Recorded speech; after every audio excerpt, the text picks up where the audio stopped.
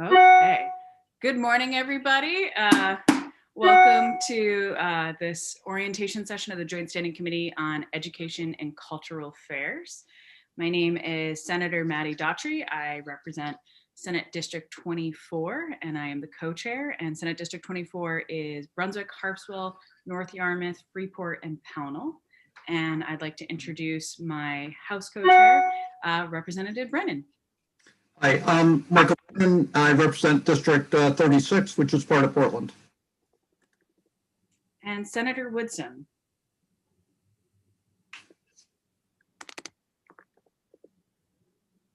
Oh, Senator Woodson, I think you're on mute. Can you hear me now? Yes. Yeah. Hello. Okay. Hi, Dave Woodson, State Senator, District 33, Southern Maine. Good to be here. Thank you. And Senator Millett and Representative Millett. Wow. See, I just flipped the title. Thank you, Senator Daughtry. My name is Representative Rebecca Millett. I represent House District 30, which is most of Cape Elizabeth. Great to see everyone. And Representative Crockett. Thank you, Madam Chair. Good morning, everyone. Representative Ed Crockett, District 43, which is parts of Portland and parts of Falmouth. And Representative Dodge. Thank you, Madam Chair. Good morning, everyone. Representative Jan Dodge, House District 97. I represent Belfast, Northport, and Waldo. Thank you. Representative Lyman. Good morning, Representative Lyman, District 74, J, Livermore Falls, and part of Livermore. And Representative McCray. Yes, good morning, everybody.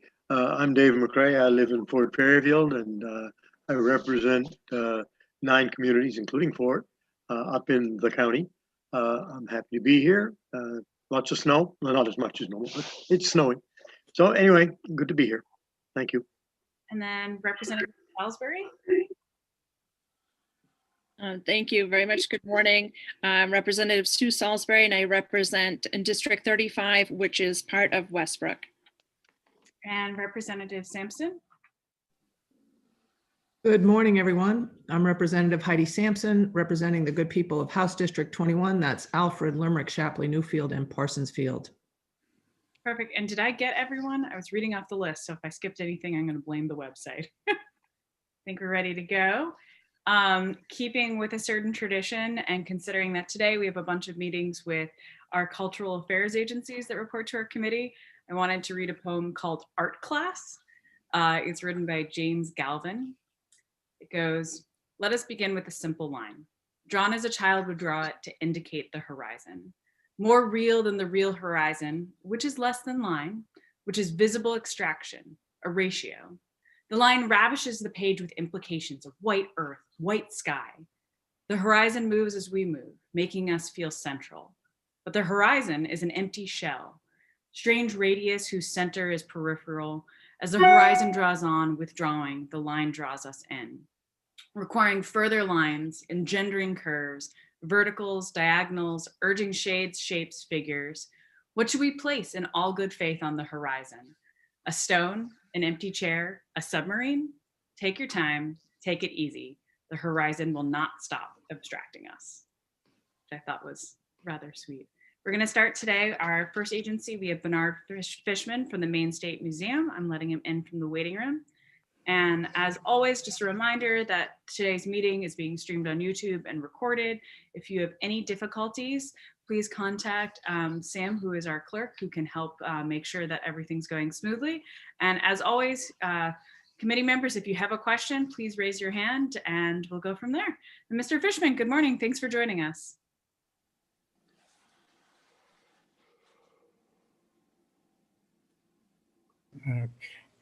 I'm unfamiliar with the technology, so you'll have to excuse me as various glitches arise. Senator Daughtry and Representative Brennan and honorable members of the Joint Standing Committee on Education and Cultural Affairs. I'm Bernard Fishman, the director of the Maine State Museum. I will give you a brief summary of the traditional nature and the work of the Maine State Museum, and then I'll address the museum's current situation regarding the effects of the COVID-19 pandemic, of the massive cultural building capital repair project, federal support, and changes to the museum's finances. The Maine State Museum began in 1836 with mineral displays in the State House, and it's been in operation in various forms since that time, but not continuously. It has been closed 6 times and opened 7 times. Perhaps its current condition is a 7th closure, though internally we are as active as ever, as busy as bees, but in a variety of new directions. The museum became an autonomous unit of state government in 1965, and as defined in statute was established to further the cultural and educational interests of the people of the state, to present through its collections and activities the proud heritage and unique history of Maine, and to preserve and exhibit Maine's environmental and cultural richness. In 2019, we had approximately 45,000 on-site visitors to our facility in Augusta's cultural building, including over 14,000 students in structured programs, the largest on-site student engagement of any Maine museum. The museum is one of only 3% of American museums which have officially met the high professional standards of national accreditation. Our collections are the broadest and most comprehensive in Maine, consisting of some 800,000 artifacts and specimens, including what is probably Maine's largest collection of natural history and environmentally related materials. In addition to normally arranging for hundreds of capital area tours, not only for exhibits in the cultural building, but for the Blaine House and the State House also, we manage extensive historical collections in both those locations. In addition to numerous public programs, research, publications, and presentations of many kinds, our special pride has been the 40,000 square feet of long-term exhibits in the cultural building and the 2 large temporary exhibits we would develop almost every year on topics ranging from Malaga Island to Maine gunsmithing, from Native American textiles to Maine's Jewish community, and from women's suffrage in Maine to World War I. Our most recent public exhibit was our bicentennial display, Regional Struggle, National Story, Maine's Path to Statehood, which most sadly was open for less than 2 weeks before the museum closed last March. And now I'm going to try to screen share and show you some illustrations.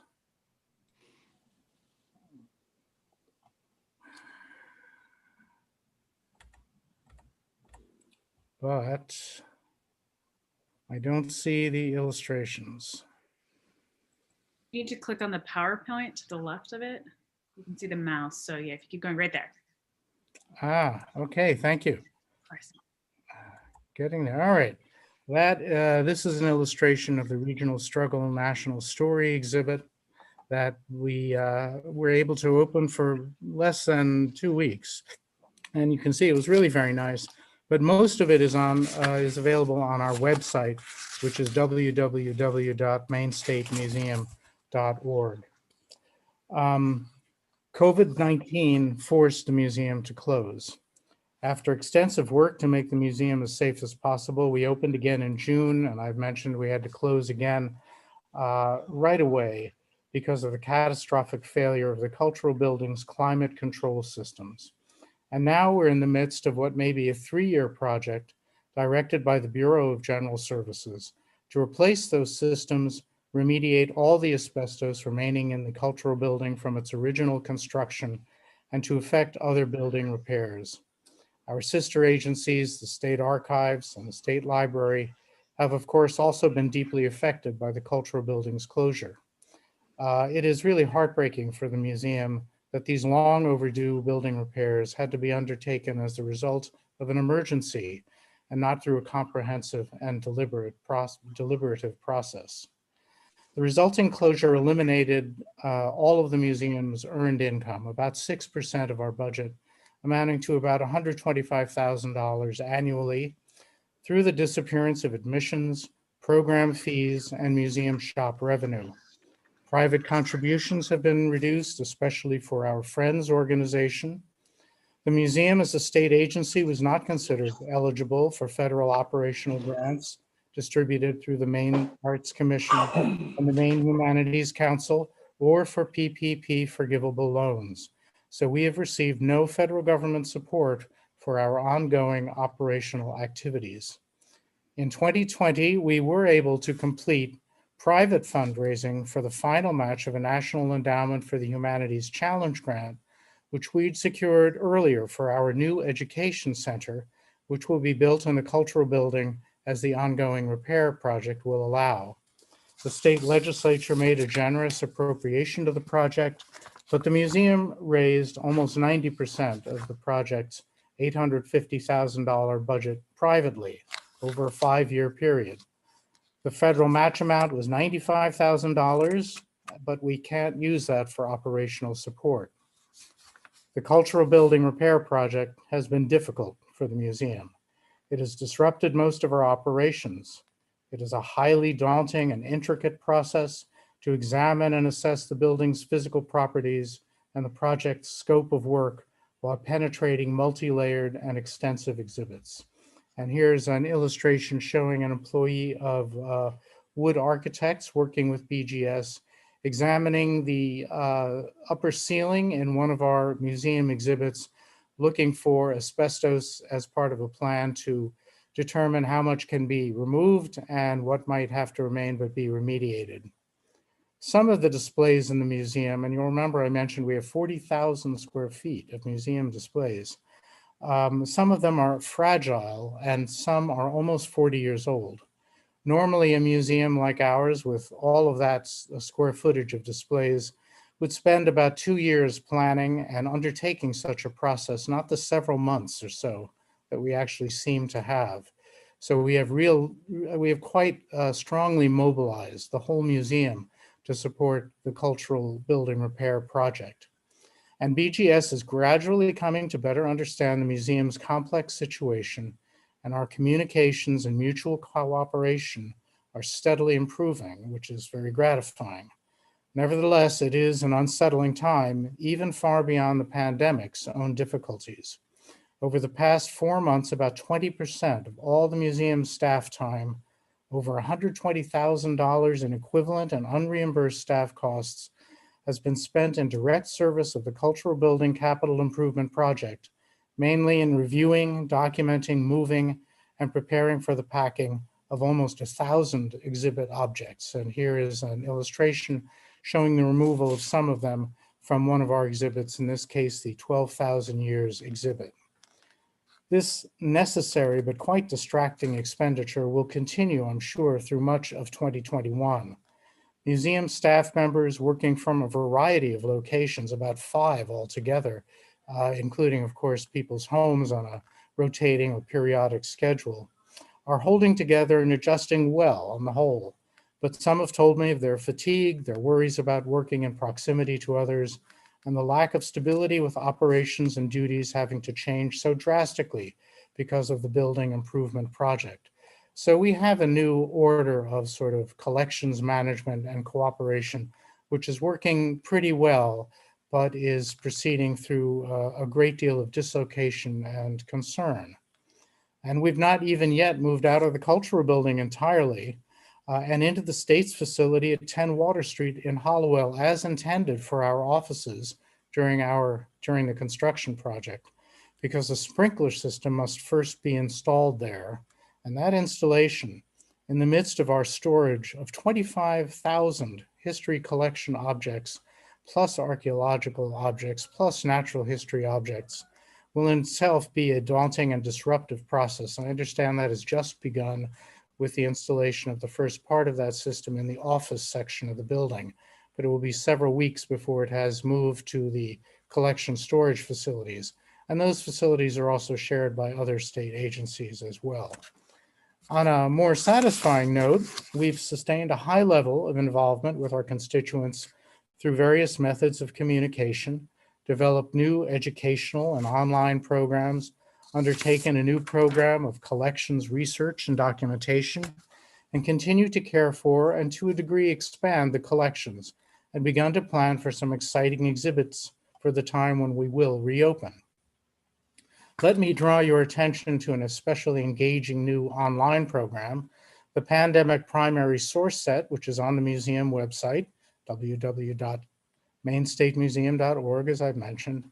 It's available for teachers, students, and homeschoolers, and we think the museum traditionally served the largest number of homeschoolers of any museum in Maine. We give these groups through this program age-graduated lesson plans and considerable information on pandemics in Maine and around the world. And here's just one of the many objects that are part of this program, showing a little girl recovering in a sick room in 1918.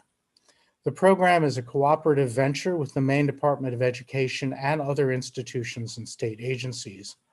We're working on another source set topic now. Our collection staff has done deeper research than ever before on hundreds of objects, and 400 new ones will soon be posted on our website to increase public access to our collections. Collection additions continue, though at a slower than normal pace, and have included such important objects as these Civil War area acquisitions. This is an outstanding quilt from Portland, once featured in Antiques Digest, made to commemorate the ship Norwegian, and you can see the Norwegian flag in the middle and the Portland Observatory beneath it. And this collection of materials, which is at least one of the very largest, or was one of the very largest remaining private Maine Civil War collections, represents Colonel Isaac Dyer of Skowhegan and his command of the 15th Maine Regiment, including hundreds of orders, papers, letters, and personal objects that he had with him during the war and in his service in the conquered areas of Louisiana. Our exhibits have always been a significant aspect of our public educational appeal, and planning for them continues. In time, we will reopen with a show called Comfort and Community, 200 Years of Maine Quilts, the most important exhibit on this subject ever developed, and in effect, it's ready to go when we can reopen the museum. The exhibit has been delayed, of course, by the pandemic and the repair project, but its extensive catalog and indispensable and permanent guide to its subject will be published by Down East Press in about 2 months, and is just an example of the kind of deep and searching research projects that we undertake quite frequently. Now, some of our existing exhibits in the cultural building will be only moderately affected by the cultural building capital project, and those can be restored, and others will be more seriously altered. The extent of the work required to remediate asbestos on the museum's third or entrance level will be extensive and coincides with the museum's own desire to replace some of these exhibits because they have substantially deteriorated through age and because they no longer meet museum standards of presentation, design, or public educational value. The education center that I've mentioned in connection with fundraising will occupy about a quarter of the third floor. The remaining space will be divided into 2 exhibit areas, one for a reimagined natural history exhibit and the other for a new welcome exhibit using new methods, new designs, new technology to introduce museum visitors to Maine in novel and stimulating ways. And here's a plan of that third floor, and I realize that to most of you it will not represent anything especially clear or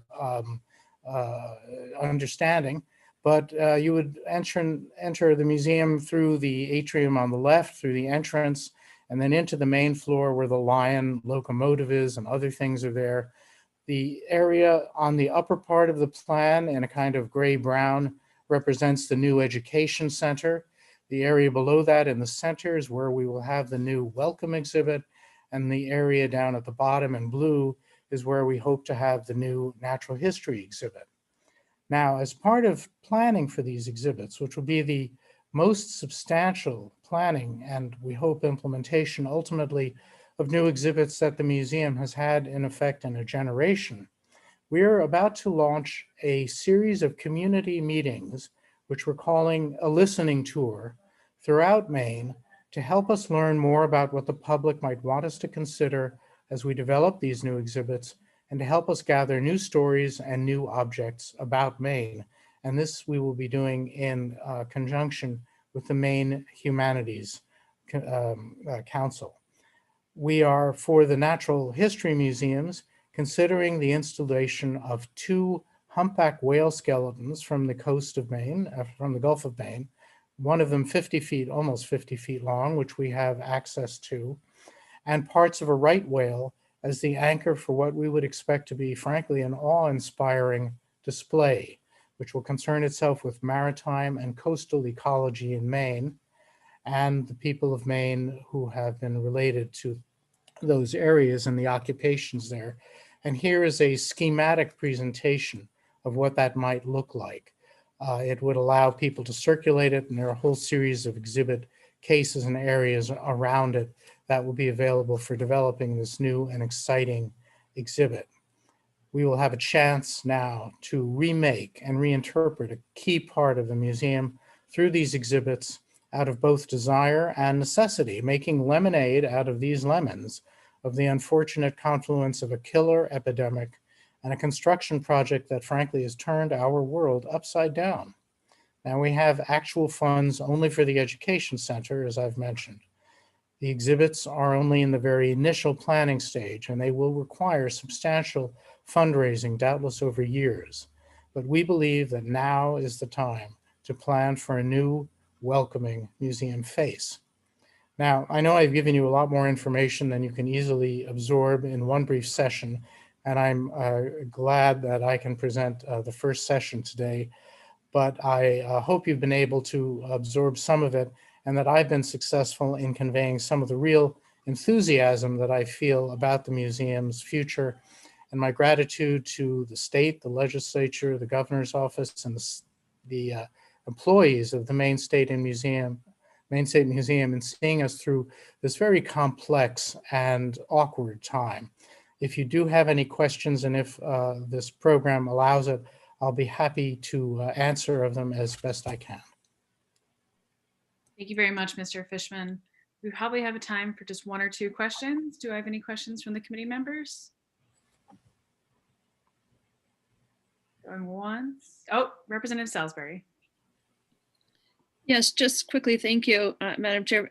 Mr. Fishman, I'm not sure if you mentioned, but will the museum be able to open during some of these renovations and these upgrades to some of these displays, or? Well, the museum won't be able to open to the public on site until the renovation work is completed in the cultural building. Once that happens, we'll be able to open, we hope, most of the museum and as much of these exciting new potential exhibits as we can develop. But the process for the cultural building repair is so extensive, and of course includes not just the museum area, but the state archives and state library too, that it's really like turning this massive 150,000 square foot building inside out, with almost every part of it being worked on and altered, both for the asbestos and for the installation of a building-wide heating and cooling system, which will improve our climate control immensely, something all of our collecting agencies will be grateful for. So we probably won't be able to do anything until that's complete. Thank you so much. But we have our online programming, and we can continue to develop that. Wonderful, thank you. Thank you. Any additional questions from the committee?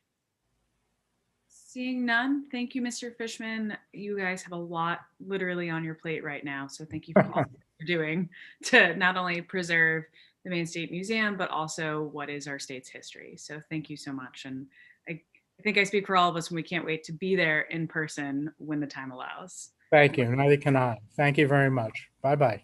Take care. Next, we have the Maine Arts Commission, and we have David Greenham joining us. Give him a second to get settled. Good morning, Mr. Greenham. Oh, I think you're on mute. There we go. Good morning. Welcome. Thank you so much. Thank you for inviting me. So Senator Daughtry, Representative Brennan, and esteemed members of the Committee on Educational and Cultural Affairs, my name is David Greenham. and I'm the chair of the Maine Arts Commission. And thank you so much for inviting me to speak with you today to provide a brief introduction about the agency and to also share about our efforts in responding to the COVID pandemic. Can you hear me okay? Everybody? Great. Maine has been a leader in state support for the arts since 1933, when the Maine legislature created the Maine Arts Commission, a 3-member board appointed by the governor. The commission advised the governor about the acquisition of works of art for state buildings, and it existed in that form until 1965. After that, Governor John Reed created the Governor's Council on the Arts and Culture in Maine, which recommended the founding of an independent state agency, the Maine Arts Commission on the Arts and Humanities. Its mission was to expand support in Maine for the arts, and it was one of only 2 agencies in the country dedicated to supporting freedom of artistic expression. At that same time, the National Foundation on the Arts and Humanities, was parent to the National Endowment for the Arts, was created in Washington, D.C. A few years after that, the commission became part of the new Department of Educational and Cultural Services. Federally funded humanities activities were separated from state government, and the private Maine Humanities Council was established to carry out some of that work, formerly managed by the commission. And in the 1980s, the Maine State Commission on the Arts and Humanities was renamed the Maine Arts Commission, as it's named today. In the early 1990s, the Arts Commission, along with the other cultural agencies, were separated from the Department of Education, and they, along with the State Archives, the Maine Historical Society, and the Maine Humanities Council, were linked together under the umbrella of the Cultural Affairs Council. As chair of the Maine Arts Commission, I also sit on the governing board of the Cultural Affairs Council, along with the chairs and vice chairs of all of the other member organizations. So in 2016, the Maine Arts Commission celebrated its 50th anniversary, which is remarkable. Our funding today comes from a combination of state and federal sources and is sometimes augmented by special project opportunities offered by the National Endowment for the Arts. Our small agency has been working hard through COVID. And like all other agencies, we've been trying to respond to the many needs of individuals and organizations in Maine. As you know, many sectors of the economy has suffered, but the arts have been particularly hard hit in COVID. A recent Brookings report on the effects of COVID revealed that fine and performing arts industries have suffered estimated losses of almost 1.4 million jobs around the country and $42.5 billion in sales. These estimated losses represent about 50% of all the jobs of those industries and more than a quarter of all lost sales nationwide. And Maine is no different. And in some ways, we are suffering more in Maine. Maine's losses from the creative economy businesses are estimated at $325 million. Employees working in those businesses are suffering at a 76% unemployment rate. Individual artists and so-called gig workers have suffered at higher rates than that and have suffered income and job loss. I'm sure that each of you are familiar with individual artists who have lost their livelihood in this pandemic. They're everywhere in Maine. They're in every single community. A recent survey from Americans for the Arts revealed that 57% of all individual creative workers in Maine reported that they have experienced a, quote, drastic decrease in work. There is a tradition in Maine of coddling together jobs to make a living. And for visual and performing artists, an important part of that economic puzzle simply disappeared overnight last March and shows few signs of returning anytime soon. Thanks to the National Endowment for the Arts and the New England Foundation of the Arts, budget savings, and other small sources of funding, we have been able to grant just over $500,000 additional dollars for COVID relief in the last year. We have also helped to connect organizations to available funding through the PPP opportunities. In the fall, we co-hosted webinars with DECD Commissioner Heather Johnson, and we also sponsored one discussion with Senator Angus King for cultural organizations to learn more about opportunities for COVID relief funding. We will also be sharing information for the upcoming SBA Shuttered Venues grant as it becomes available, and of course, any other promising opportunities for organizations and individual artists. On behalf of the Cultural Affairs Council, our staff has stepped up to administrate a series of grants that were awarded throughout the state to organizations and communities for the celebration of Maine's bicentennial. Almost all of these events were postponed, of course. So we've been working with the grant recipients to help them maneuver their way through this process to ensure that their adjusted plans fit their projects. And of course, as we all know, our bicentennial is still a moving target. Additionally, today, we're posting grant announcements because we have identified an additional $120,000 in funding to grant to organizations and individuals in need, and we'll go through that process here early in the spring. We are working with our partners at Arts Engage Me, a nonprofit group whose mission is to support the work of the Commission, to find more money to support, especially individual artists, because much of the funding that we would get from, for example, the National Endowments for the Arts would be focused on organizational support.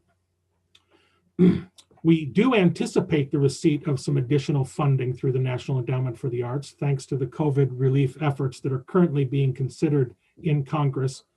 And of course, we hope that the state of Maine will continue to help find resources and support for those who are working to survive this pandemic. The need is great right now. Even as the spring and summer comes and opportunities for opening small and outdoor venues arise, we all know that we're still a long way away from packed houses at the many theaters across the state, large crowd openings at museums or galleries, or even the very popular social atmosphere of art walks or community festivals of the arts that bring Mainers together to celebrate our culture. As you endeavor on your important and challenging work through the spring, we ask that you please remember the power of arts and artists who are just as critical to Maine's landscape as the Rocky Coast, the beautiful lakes and trails, and all of the wonderful natural resources of our state. To conclude, I'll share a quote from an application of one person who received a $500 grant through our Maine Artist Relief Fund program last fall. The artist wrote, "The pandemic has dissolved opportunity for career artists. Many longtime quality venues are completely shuttered, while others are valiantly holding on. It is difficult to assess the exact monetary loss to the demise of the structure within which I have supported myself for so long. However, I have significant professional losses which are a result of the repercussions from the COVID-19 pandemic stemming from my practice here in Maine. And the loss is compounded." The applicant states, "My current project with an MFA candidate via the MFA program at the Maine College of Art, whom I have engaged in helping with his thesis and professional texts, have been canceled. He is unable to pay because he is forced to use his own allocated funds for living expenses in light of the duress from the pandemic. I'm saddened not to be able to help this student. So thank you for listening, and thanks in advance for any help you can provide for the artists and arts organizations in Maine to survive the remainder of the pandemic. Thank you very much, and I'm happy to answer any questions you might have. Thank you, Mr. Greenham, and thank you for sharing that last bit. As someone who was only able to be a legislator in her early 20s due to my artistic income, it's something I'm very sensitive of and watching a lot of my friends go through. I did wonder if you could really quickly speak about the SBA Shuttered Venues program and what that entails. Yeah, it's a very exciting project, although so far short on details. However, it specifically is geared towards these kinds of shuttered venues. I happen to, for example, in my regular job, I work at the Holocaust and Human Rights Center of Maine, and we have been a shuttered venue, and we've survived. But when we really looked at our finances, we're down about $40,000 from activities and events and programs that we've been doing in the course of a year between 2019 and 2020, and of course we're one of the fortunate ones, but so many organizations have not had who only do work within their venues have not really had an opportunity to have any funding. So the grants themselves are potentially very large for organizations, and they cover, I believe, up to 100% of your losses. But it will be obviously a tremendously competitive option. But what they are recommending to folks is that they should apply for that funding rather than a second PPE funding, which is an interesting statement. But it's run by the SBA, and new information is coming out every week. Last I heard, the deadline would probably be sometime in March. Wonderful. If there's any more information on that, if you could forward it to the committee, I know. Oh, absolutely. Interested. Representative Crockett, followed by Representative Brennan. Thank you, Madam Chair, and thank you, Mr. Greenham. Just a question, does community theaters and professional theaters fall under the Maine Arts Commission group? That's correct. Community theaters, if they have funding, if they have a funding structure, many community theaters are all volunteer, of course, but they can fall under the auspices of the commission's programs and certainly apply for funding. Professional nonprofit theaters can certainly apply for funding through our program and are eligible. For-profit venues are out of the running for most of the kind of funding that we have. Yeah, I just follow up on that. I know one of my children is very involved in the community theater here in Southern Maine, and they've basically been decimated. Yeah. We're probably going to lose a lot of that entertainment because they don't seem to have an outlet for to stay afloat.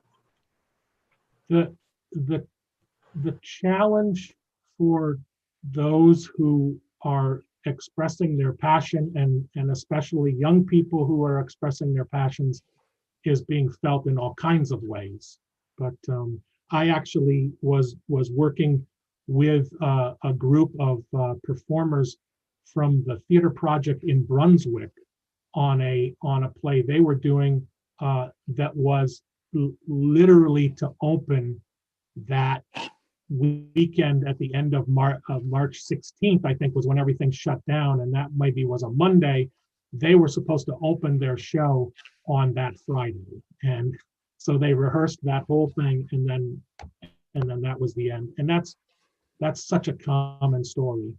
So yeah, we hope the more we can do, and again, this is an issue of we're a long way from people being able to go into a building with a whole bunch of folks and sit and watch a play and them feeling comfortable. And so we've got a lot of work to do to get them all ready when it is time to be able to dive in again. Thank you. It's funny you mentioned the theater project. I actually live right across from the theater project and grew up acting. Hey. He said that. And the house that I live in now, I used to, when I had breaks, would sit outside and sketch the house. So Oh, that's theater awesome. project, definitely. I mean, all of the performing arts organizations, especially ones that are theater based, have taken it way harder than almost any other industry. And I'm saying that coming from the brewing industry. So Right. Representative Brennan, followed by Representative Millette. Thank you, Senator Daughtry. And Mr. Greenham, thank you for being here. The numbers you presented to us are stunning and depressing at the same time, and somewhat overwhelming. And I'm not sure that we're going to be able to address that issue in the supplemental budget, but I hope that you will continue to stay engaged with us as we go through the biennium budget and see if in some small way we might be able to be of assistance. And this is both a comment and a question, but I also am assuming that you're somewhat heartened by the fact that Representative Pingree was just appointed as chair of the subcommittee that oversees National Endowment for the Arts and will have a major role in determining federal money that may come to Maine and other parts of the country to try to address some of the issues that you identified. Oh, absolutely. We're delighted, and I have to say, certainly in the time that I've been around, we have received tremendous support from all of our elected representatives at the federal level, and honestly through our state legislature. Down the road, we definitely have to address the question of per capita support for the arts in Maine versus other states. We're on the lower end of that, and that's a conversation that has been going on for a while and needs to continue. But at the moment, right now, I think you're all hitting the right point. Is we need to work hard to save these venues, save these artists, save these organizations, and give them the support and necessary opportunity to get back to work. Thank you. Representative Millette. Thank you, Madam Chair. As I'm coming late into this, I've had the benefit of listening to other questions in this conversation. So if you can bear with me, I actually have like 2 or 3 points now. I started with 1, now I have 3.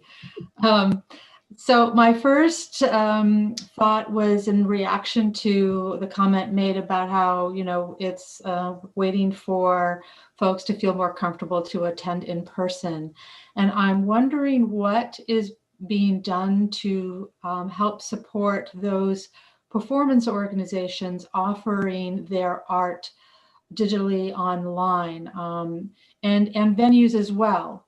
I'm aware of nationally now, Chicago Symphony Orchestra, the Portland Symphony Orchestra, Boston Symphony Orchestra, the Portland Chamber Music Festival, etc., are offering content online. Now, those are obviously our bigger, more well-endowed organizations. And I'm wondering if under your organization's auspices, there's any work being done to help connect our smaller artist communities, individuals with the technical know-how to start being able to, I would have hoped they could have been online already, but is there something that's being done to help folks get up and running digitally? Because I do think it is going to be quite a while before folks are feeling comfortable again.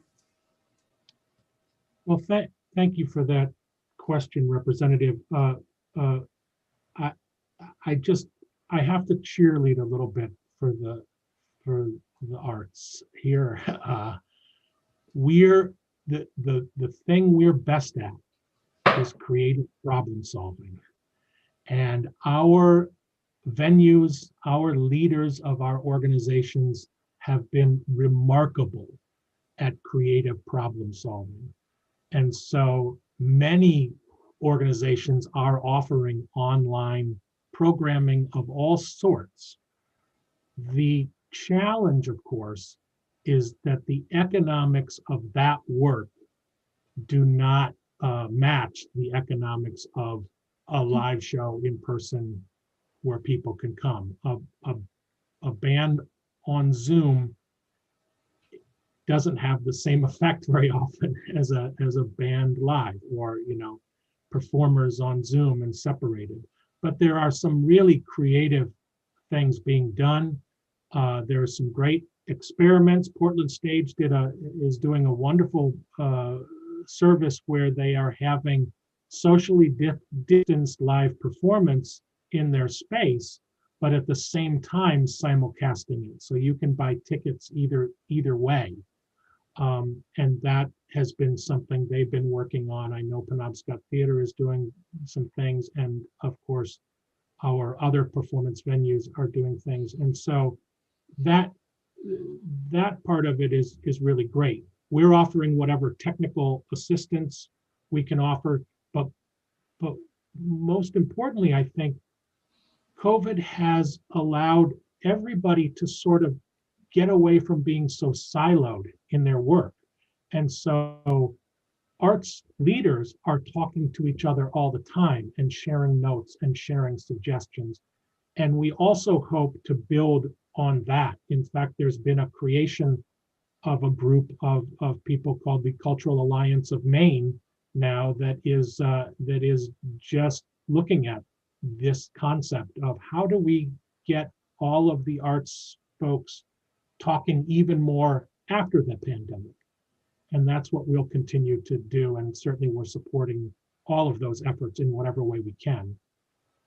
I hope that answers your question. Yeah, I think I would just encourage somebody to facilitate a public awareness effort around these online offerings, because one of the beautiful things about online is somebody in Penobscot now can reach somebody down here in southern Maine, right? And so maybe while their local supporters would not necessarily be able to support them digitally in the same manner as they could have in person, their possible audience has grown exponentially. And as somebody who does like to support the arts, I don't know about many of these things that were just mentioned. And maybe enlist the help of the local media to really make the public much more aware of, we've been cheering on our frontline folks, and maybe we can also now cheer on our artists as well as they make their way through. My second question, is, there's been a lot of discussion about reopening up extracurricular, co-curricular sports and athletics in particular. As we all know, not all children live and breathe athletics, and rather choose their passions in other areas in the arts. And we're well aware of a lot of frustration within our education communities around performance in particular.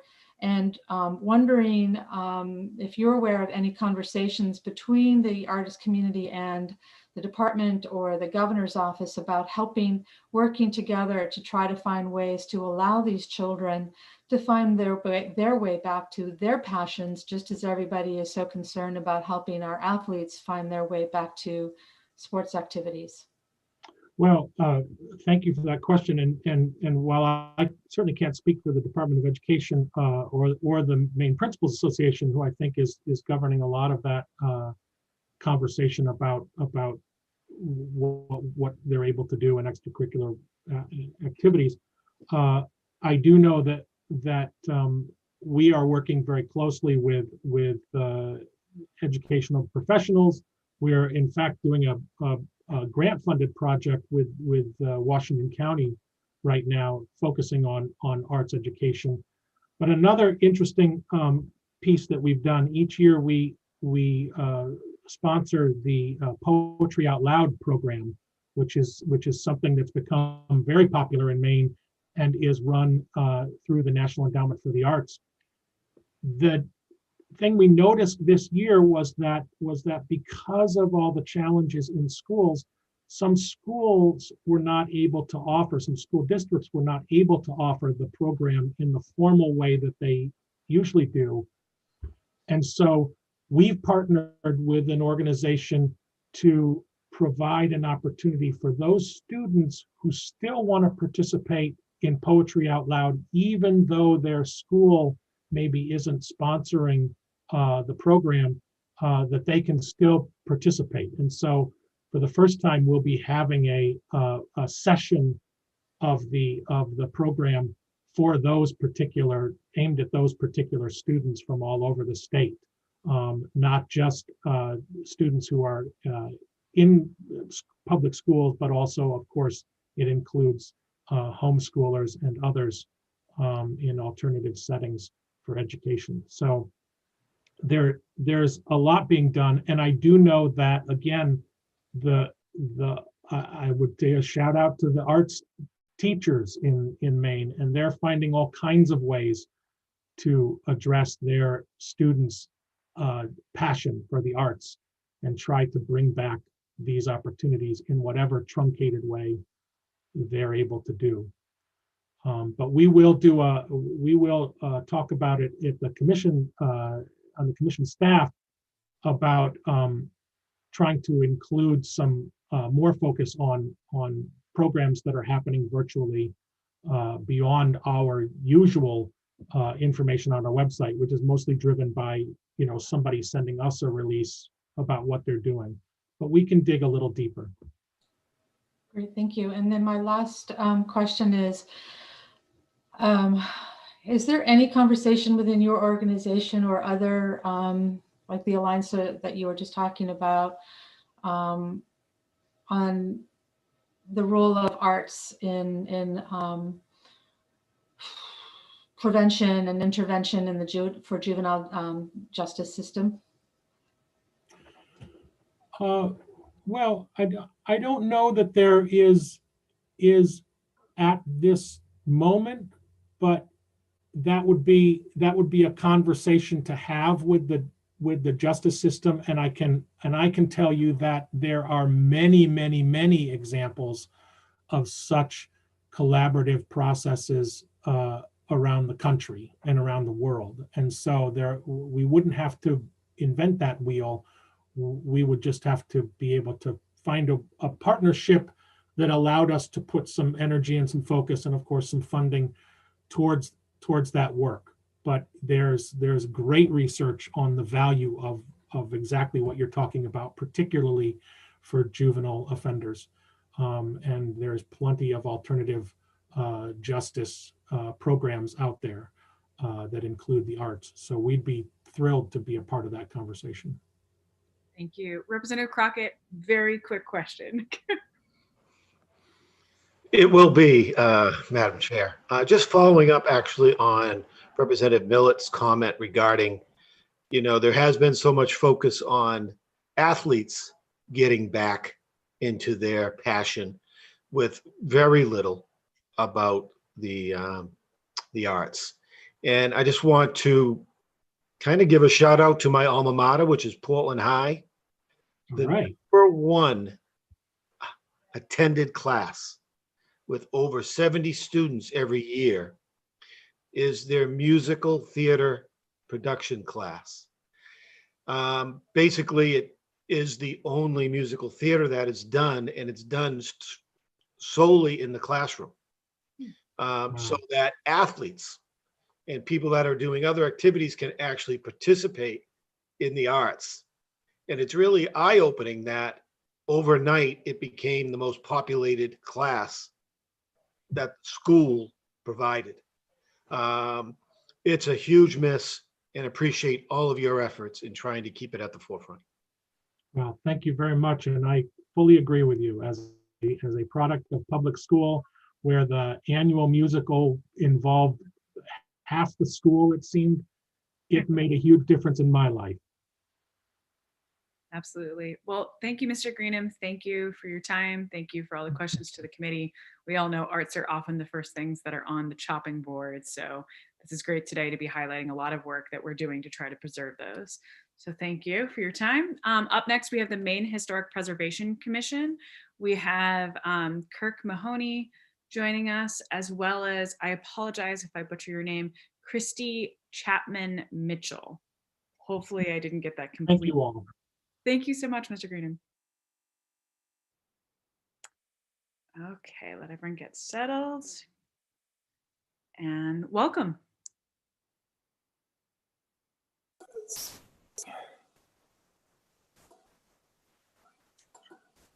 Good morning. Good morning.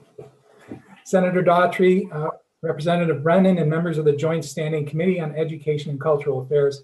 My name is Kirk Mahoney. I am the director of the Maine Historic Preservation Commission.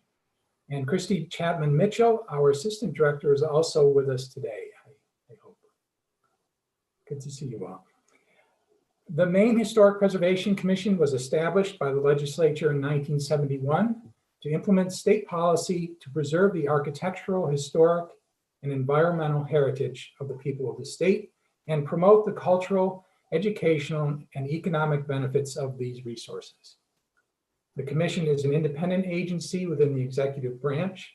Its governing body is comprised of 11 members, 9 of whom are appointed by the governor, and 2 of whom are ex officio representatives from the Department of Transportation and the Department of Agriculture, Conservation, and Forestry. The commission's primary focus is the administration of the program of the National Historic Preservation Act of 1966 in the state of Maine. In carrying out this program, the commission maintains an inventory of the state's historic and archaeological resources. In 2020, over 1,100 properties were added to the Maine Historic Resources Inventory, which presently contains over 78,000 records, some 11,000 of which pertain to archaeological sites. We nominate buildings, structures, sites, objects, and districts to the National Register of Historic Places. Currently, there are over 1,650 listings in Maine, including 190 historic districts. Over 8,800 historic resources are included in these listings. There are also 44 National Historic Landmarks in Maine, including the Blaine House and Old Fort Western here in Augusta. Commission staff review and comment on federally funded, licensed, and permitted undertakings in Maine. In 2020, nearly 2,100 reviews were conducted, a figure that exceeds the number over the past several years. The staff assists the owners of income-producing historic buildings to obtain federal and state historic rehabilitation tax credits. In the period from 2016 to 2020, 51 rehabilitation projects in Maine resulted in a total investment of over $206 million. The commission is responsible for developing and maintaining a statewide historic preservation plan, which is in the process of being updated for the period 2021 to 2026. In addition to the statewide plan, we provide historic and archaeological resource data to municipalities engaged in local comprehensive planning. In 2020, we provided data to 46 towns. The commission also administers the Certified Local Government Program, which supports municipal historic preservation programs with technical and financial assistance. At present, there are 10 CLGs in Maine: Augusta, Bangor, Castine, Gardner, Kennebunk, Lewiston, Portland, Saco, Topsom, and York. On an annual basis, 10% of the commission's federal grant from the Historic Preservation Fund through the National Park Service is passed through to the certified local governments to support historic preservation activities in their communities. In addition, when the level of federal and state funding allows us to do so, we offer grants to qualified entities, which may include state agencies, municipalities, and nonprofit organizations.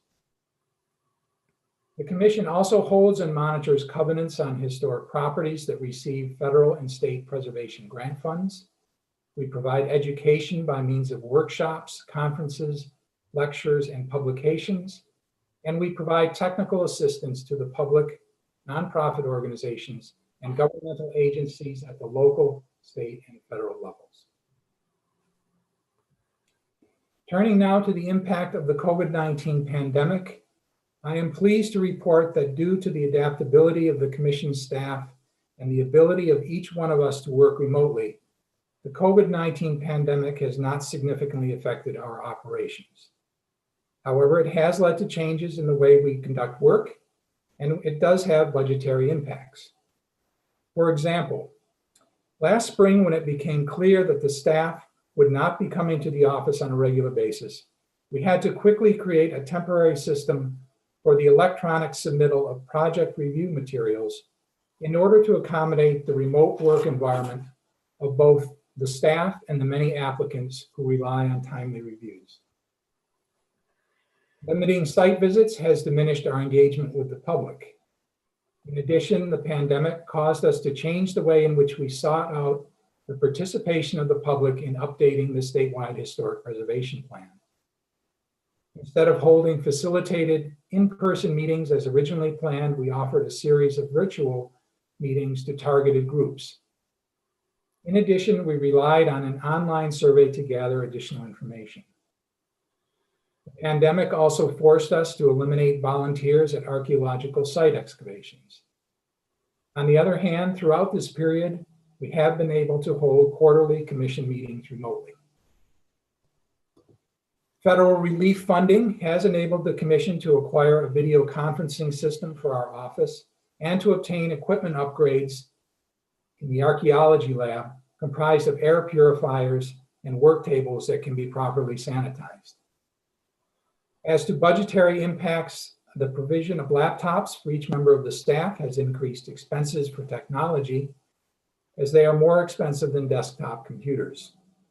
In addition, we foresee the need to engage a contractor to help us develop a permanent system for the electronic submittal of project review materials and responses.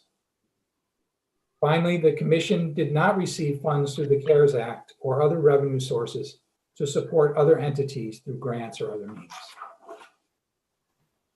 In closing, I would like to mention a special project that the Commission undertook last year to commemorate Maine's bicentennial. Present at Statehood was a revolving exhibit of historic properties in Maine that are listed in the National Register of Historic Places and that were in existence at the time of statehood. Photographs accompanied by a brief narrative were displayed on the Commission's website, and a different property or historic district was featured Monday through Friday throughout the year. This exhibit was made possible by a grant from the Maine Bicentennial Commission.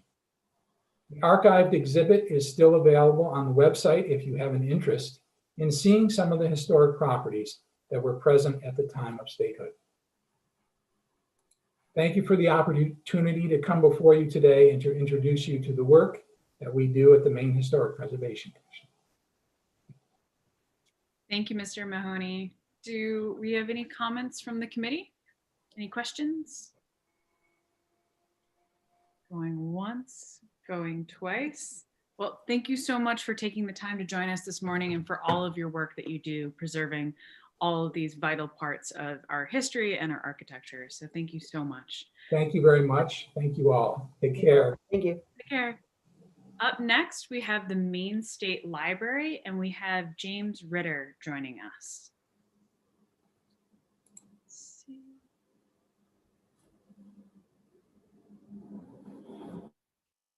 Good morning, Mr. Ritter.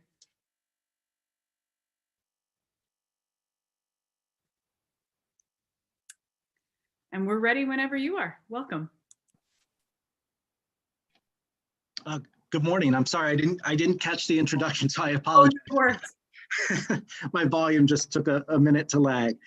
Well, it's great seeing everyone, and thank you for allowing the opportunity to present to you today. Senator Daughtry and Representative Brennan, and all distinguished members of the Education and Cultural Affairs Committee. My name is Jamie Ritter. I'm the state librarian, and I'm here today to provide testimony on behalf of the state library. Established in 1837, The state library is one of the state's first cultural agencies, and throughout our long history, we have had the privilege and honor of helping people, making Maine libraries stronger, and transforming information into knowledge, which is our mission. In 2020, as challenging as it has been, and I know you're hearing a lot of that, we were able to hold true to our mission and core values, and we provided leadership through adversity to ensure that our core services continued. I've set up remarks today in really 3 categories, and I'll move through them quickly. Who we are and what we do, specific stimulus funding and activities, and then challenges. So we are made up of 3 primary departments, which consist of collection development and digital initiatives, public and outreach services, which includes research and innovation, and library development. Within our collection development and digital initiatives department, it's responsible for all collection development activities and an extensive digitization effort, including in the digitization effort, we have a 3rd round of grant funding to digitize newspapers through the Chronicling of America grant, which is supported by the Library of Congress. To put in context our collections, we have over 7 million miles of books on shelves. And we know this only because we're in the middle of an extensive move, as Mr. Fishman alluded to earlier. Many of the items in our collection, as you might expect, are Maine-based and should be Maine-based. We focus on Maine history, state government publications, books by Maine authors, and a robust nonfiction and genealogy collection. And in fact, the largest collection of genealogical materials north of Boston exists with us. We also collect Maine newspapers, all Maine newspapers that are in print, and we have over 20,000 rolls of microfilm for many of Maine's newspapers, past and present.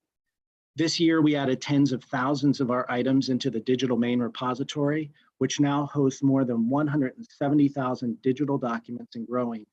And of these, nearly 1.5 million unique downloads have taken place in the last year. Since this repository has been in place, nearly 2.5 million unique downloads have taken place. And to put context to that, we started the digital repository about 7 years ago, and it grew slowly. It really has grown exponentially in the past few years. But to think that close to half of all downloads took place in 2020 should not surprise us, but it's just evidence of how people are accessing information. We also serve as the statewide service hub for getting digital materials from all statewide collecting organizations into the Digital Public Library of America. And finally, we're one of the lead organizations for providing content and support for the Digital Maine Library, which is a key resource for students and citizens. And that really consists of subscribed content, academic in nature, but also a lot of content for everyday citizens. During the pandemic, our collection and development and digital initiatives did not cease. We continued to ensure that our resources in our collection are robust and accessible.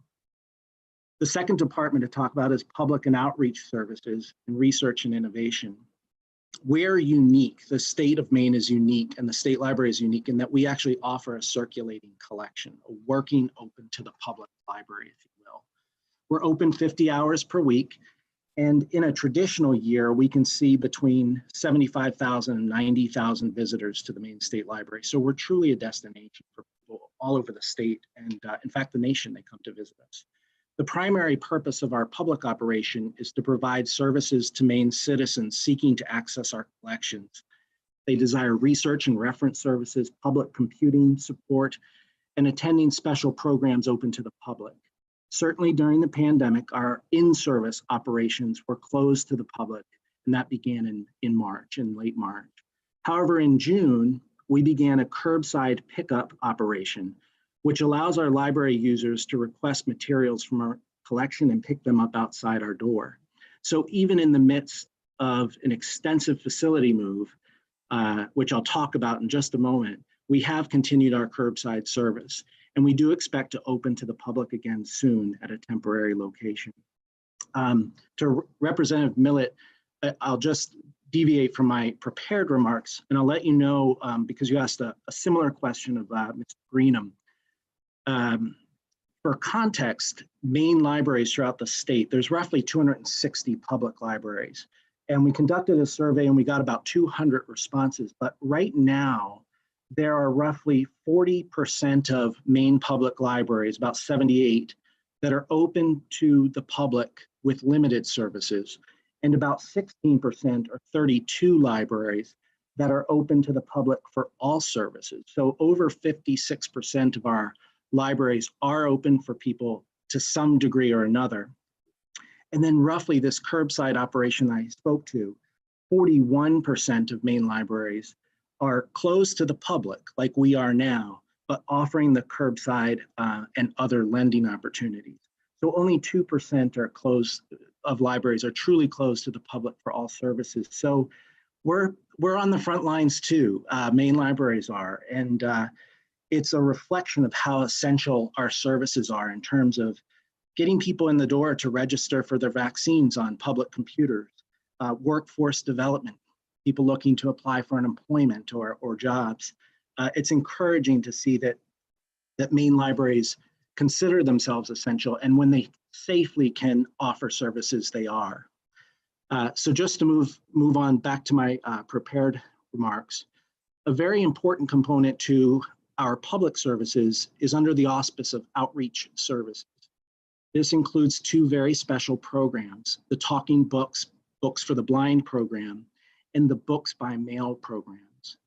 Talking Books provides audiobooks provided by the National Library Service through the Library of Congress to thousands of eligible Maine citizens. And the Books by Mail program literally mails books to citizens that are homebound or in communities that do not have a public library. So I'm pleased to tell you that both of these critical services remained in full force throughout the pandemic, and in fact became in more demand because of the pandemic. So when we say that we help people, we truly mean it, and we stand behind that. And finally, just to touch briefly on the research and innovation component of this department, it's designed to ensure that what we do, knowing that not all states have a state library that offers a public function, we try to capture and document the types of services that we offer or special initiatives that we offer so that we can provide best demonstrated practices to the field. So in 2020, our genealogy reference specialists found unique ways to deliver programs. We have, the move itself has brought about a number of things we've had to work through and challenges to overcome. So the extensive move has allowed us to identify best demonstrated practices that we can offer to other libraries that might move. And this spring, we will embark on a radio frequency identification project. So it's basically tagging our collection with RFID chips that allows for better inventory, much easier check-in, check-out. It offers for a self-checkout function. And this will give us ample opportunity as well to document the successes and challenges of this and then share it with the field. So I share all of this as a way to tell you that our Public and Outreach Services Department remains strong. And finally, the Library Development Department. Our Library Development Department is the key department associated with making Maine libraries stronger. The department receives its primary funding directly from the Institute of Museum and Library Services and through the Library Services and Technology Act Grants to State program. This is the only federal program exclusive to libraries, and it's administered like a block grant. So we receive approximately $1.3 million annually for this program. The department is made up of a team of specialists in key areas, such as technology, STEM, literacy, et cetera. And they're responsible for working with Maine libraries to ensure they have the tools they need, as well as the needed consultation and advice to make them stronger organizations. So when the pandemic began in late February and March, visiting libraries and in-person meetings were upended. And this exists to this day. So to that end, the library development team put in place a vast series of virtual meetings and programs in order to deliver services. Since mid-March through mid-January of this year, a total librarian attendance at our virtual meetings reached 6,500 plus. The cornerstone of these meetings has been and continues to be a weekly meeting of Maine librarians to simply check in and discuss what is happening in the state and nationally. We discuss best demonstrated practices for handling operations during the pandemic and other matters. Other highlights include ongoing professional development meetings that we've hosted and weekly STEM education activity for students and teachers, which has been held on every Wednesday.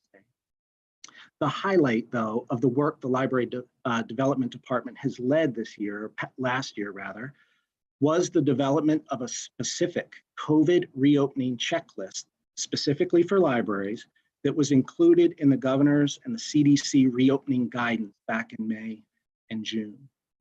And this has provided our libraries with a myriad of details to refer to and rely on when assessing if their library is ready to open and begin offering a wide variety of services. We think this checklist is what's helping our libraries to open to the public safely. So suffice it to say, our Library Development Department not only survived, but thrived in delivering essential services this past year. Finally, just for context, because I think it's relevant and important, while not unique to any specific department within the library, the state library, but rather a function of our role as an agency of state government, we, along with Maine DOE, the Maine Office of Information Technology, and the Chief Information Officer's Office through the University of Maine, so those four agencies, we coordinate and administer the Maine School and Library Network, MSLN. And we do this via Network Maine. The Maine School and Library Network, probably as many of you know, especially you, Senator Woodson, delivers high-speed fiber broadband to more than 900 Maine schools and libraries. The Maine State Library's role in helping to administer federal E-rate funds along with Maine Technology and Education Access Funds via the PUC is invaluable. And we help to ensure that students and citizens have access to reliable, high-speed internet through our libraries and schools. So if I may I just share my screen because there's some figures that I'd like to put up, if that's okay. Absolutely. Thank you. And again, I'll move through this this quickly. So I believe my screen's up. This is specific stimulus funding and activities. It's a mouthful. Wanted to give you context for this. We received 121,000 just over through the CARES Act from IMLS, our federal agency, to support library efforts in Maine through September 2021. And this is, I won't read through these, but this is how the funds have been spent. An incredible archives collaborative project, trying to catalog through a variety of institutions, not just libraries, really a history of our COVID stories, including all kinds of formats.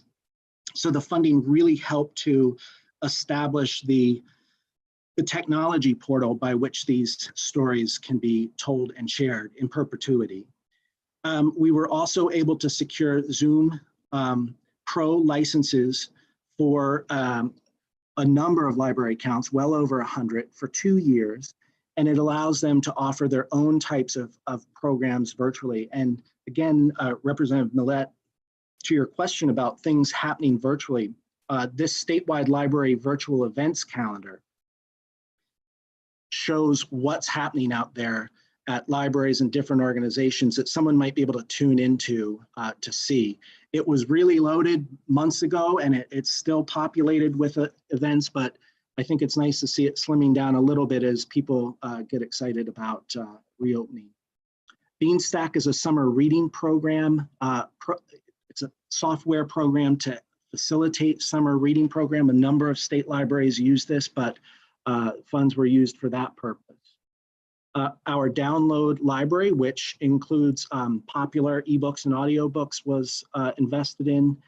Interlibrary loan, that's the service that can deliver a book. If your library doesn't have it in Portland, you can borrow it from Belfast and this program gets that book to you in Portland. Investing in that, some state cap resources, and then the remaining funds will be used to target PPE and other costs for libraries as they begin to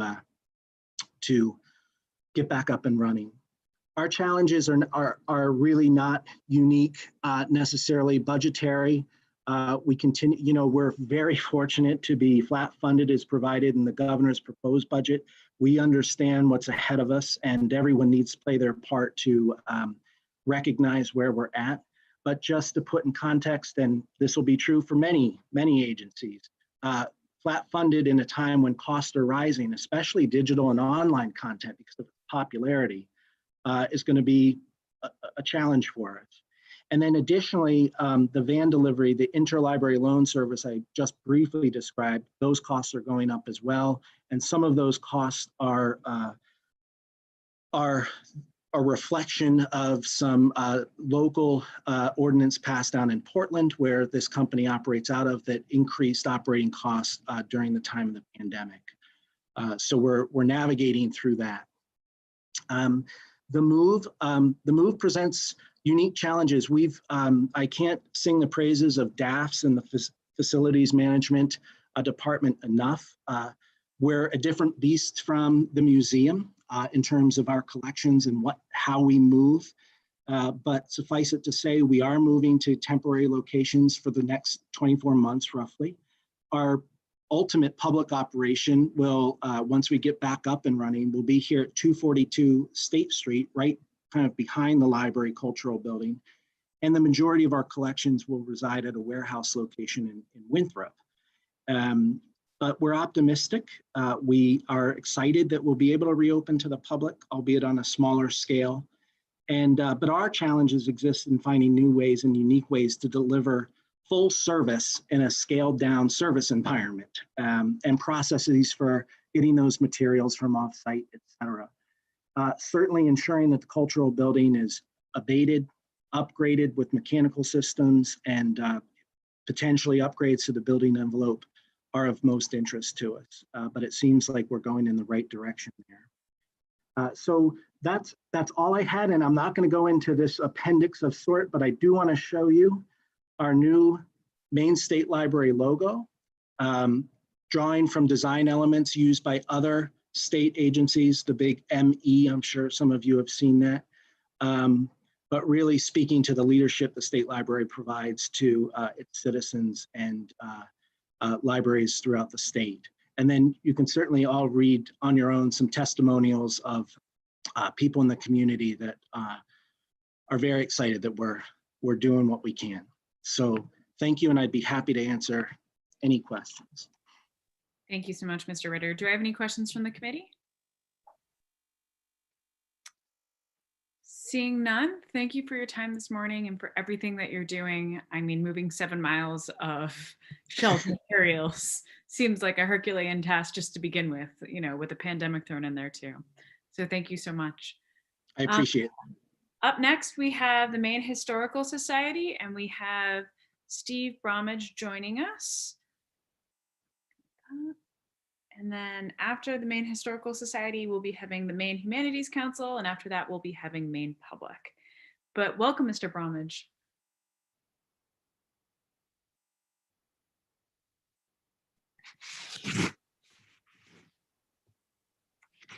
We're ready whenever you are.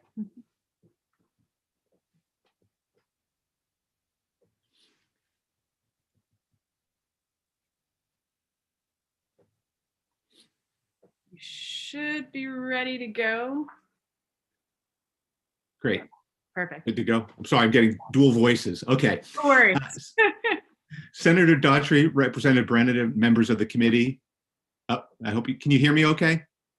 Okay, great. My name is Senator Daughtry, Representative Brennan, members of the committee. My name is Steve Bromage. I'm the executive director of the Maine Historical Society. And I'm sorry, I'm getting instructions in the background, time delayed. Okay.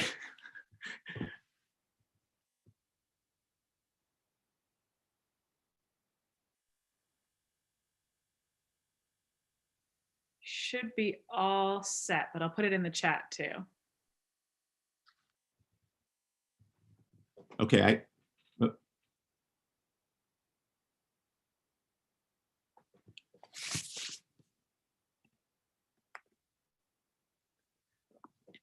I'm sorry. Can you hear me okay now?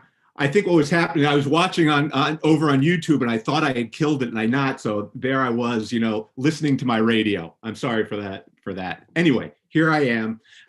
Thank you again for having me. We really appreciate this opportunity to introduce some of you to Maine Historical Society's work and update you all on what we're up to this way. By way of background, MHS was founded in 1822, just 2 years after Maine became a state, and has been collecting, preserving, and promoting research, scholarship, and engagement with Maine history ever since. We are looking forward to commemorating our own bicentennial next year in 2022, a big moment. MHS is a private 501c3 nonprofit with our headquarters in Portland. Our mission, simply put, is to preserve and share Maine's story. MHS includes the Brown Research Library, the MHS Museum Gallery, the Wadsworth Longfellow House, a National Historic Landmark, and the Maine Memory Network, our nationally recognized digital platform, which empowers communities across Maine to share their collections, stories, and perspectives. MHS has a staff of 15 full-time and 16 part-time employees with a current annual total budget of approximately $1.6 million. Our budget is supported by membership, an annual fund, earned income, a modest endowment, and foundation and government grants. MHS currently receives almost $45,000 annually from the state of Maine general fund, or approximately 2.8% of our budget. MHS supports extensive scholarly and collections activities, the foundation for meaningful contemporary civic dialogue. We recently redesigned the journal Maine History, which I hope many of you get and see. We've made it much bigger, added illustrations, and worked very closely with the University of Maine and its publication. And we're really excited to invest in that and see it grow and become more accessible. We also regularly host fellowships and regular scholarly forums. We had 3 last year and have completed major collections initiatives of late. Even in this pandemic environment over the last couple of years, we've had some really exciting, important collections access initiatives. Last year, we were awarded a major grant from the National Endowment for the Humanities to fully digitize our proprietors collections grants. We have some of the most formative collections about the land use and distribution in Maine, going back to native treaties to distribution from the proprietors. And it really kind of tells the story of the history of land use in Maine. So all of those collections will be fully digitized. And we just received funding to fully digitize aspects and create a whole architectural history database on our Maine Memory Network.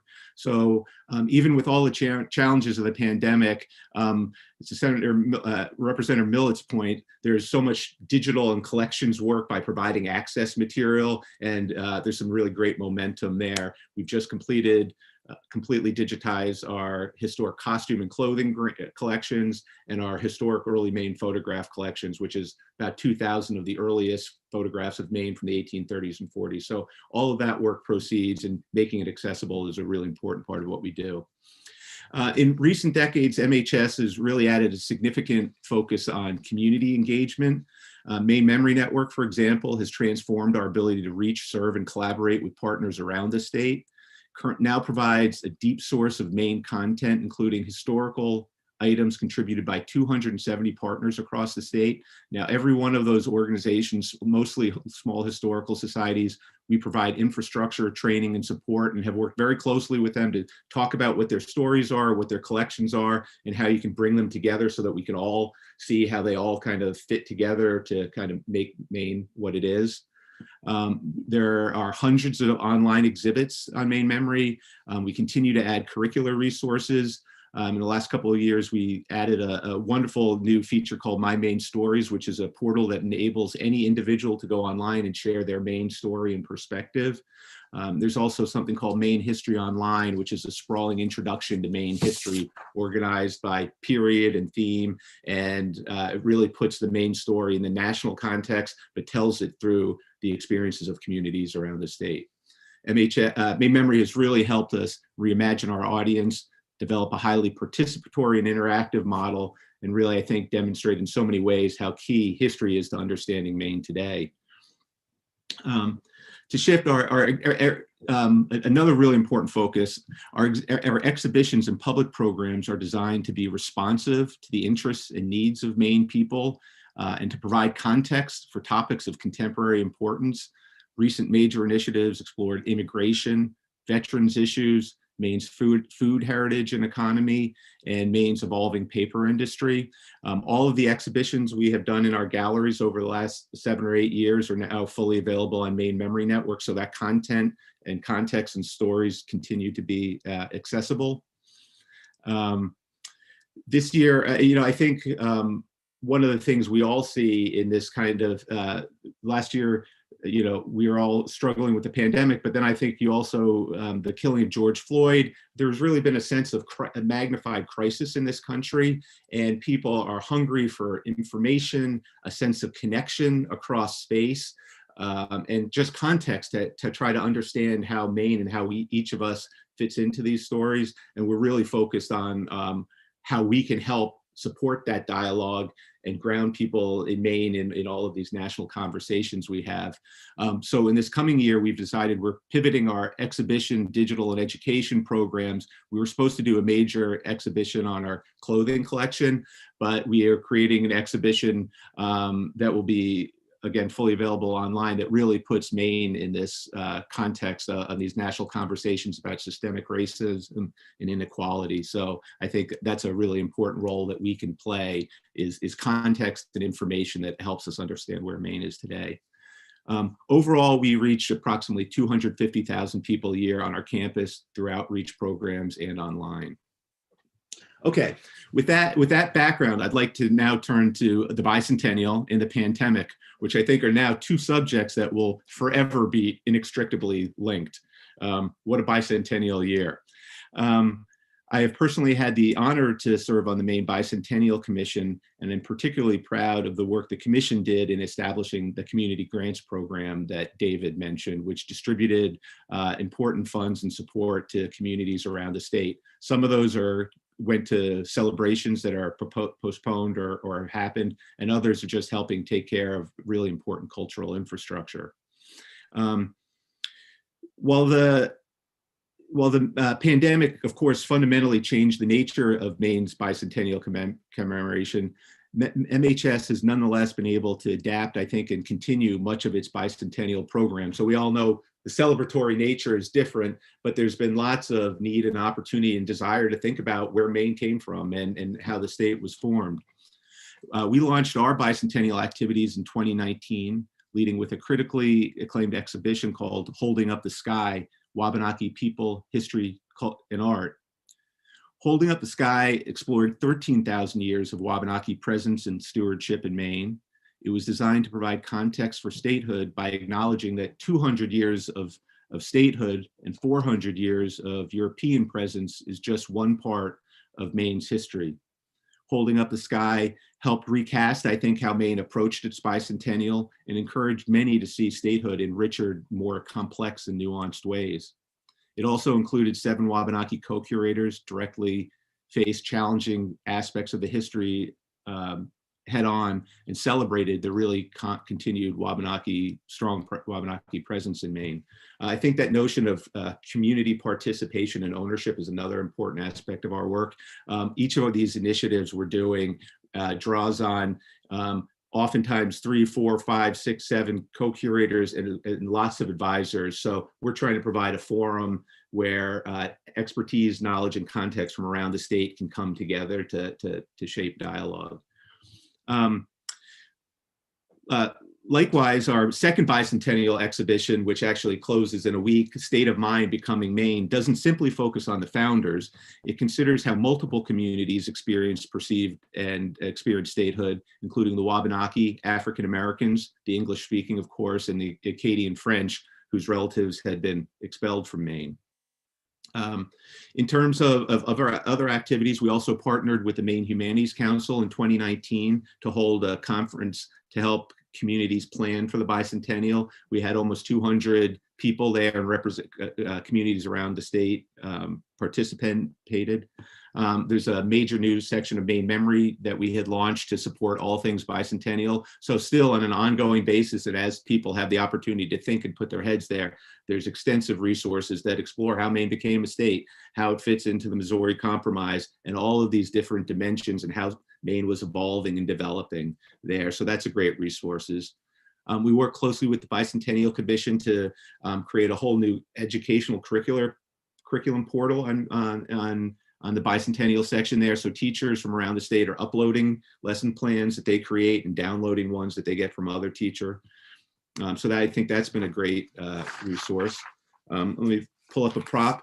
Hopefully, we were also very excited to be able to republish, create a bicentennial edition of Ronald Banks' classic. Hey, love to see it there. Maine Becomes a State, which really provides the play-by-play of how did we finally get ourselves free from Massachusetts, what was going on there, how different parts of the state felt. Copies of this, we were able to reproduce this in partnership with the Maine Cultural Affairs Council with some of the funding provided by the bicentennial license plate. So this is where some of those goes. We sent these to each legislature in the fall, and I can't remember where that fit in timing wise in terms of the election and the recent change in the new legislature. So if you didn't get a copy, let me know and I'll make sure you get one. But it's a really great resource. So we've done that. Okay. Just moving on. And finally, one of the things we were really excited about was we were able to pivot most of our public programs online. So we repackaged those and created an online Zoom series called Maine at 200, which started in September and it continues through March. And there's about 15 different public programs that explore different aspects of statehood. And I'll talk a little bit more about Zoom in just a couple minutes, but we've been able to find ways to keep the bicentennial spirit going in these topics because, you know, so much of where we're going to be focused on in Maine is how we move forward through these. So kind of recognizing where we came from is very important. Okay, in terms of the pandemic. The pandemic has, of course, brought lots of challenges, but it's also brought some, I think, really intriguing opportunities. Like everyone, MHS quickly pivoted, closing to the public, shifting staff to work from home, and making initial experiments with remote programming. And I've got to say, I've been incredibly proud about how everybody just has rolled with it, dealt, and found ways to be productive. In mid-July, we reopened our campus with limited controlled visitation, including strict limits on the number of people who could come in. We invested in online ticketing software so people could buy tickets in advance and you could really schedule and pace people throughout there.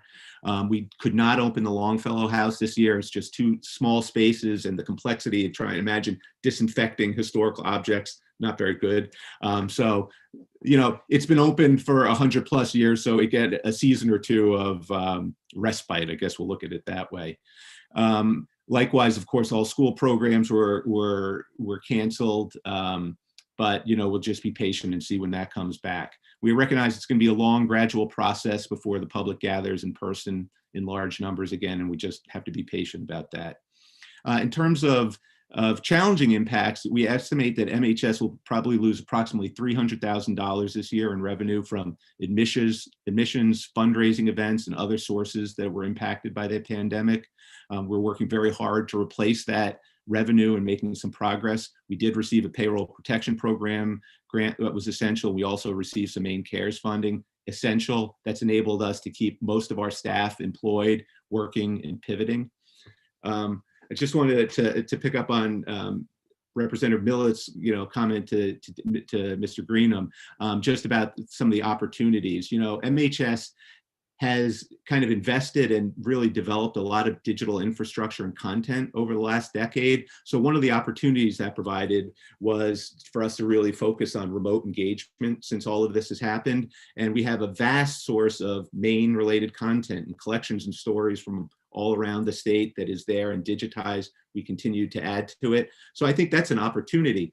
And then, and I think, again, Representative Millett, your comment about the vast potential to reach more people.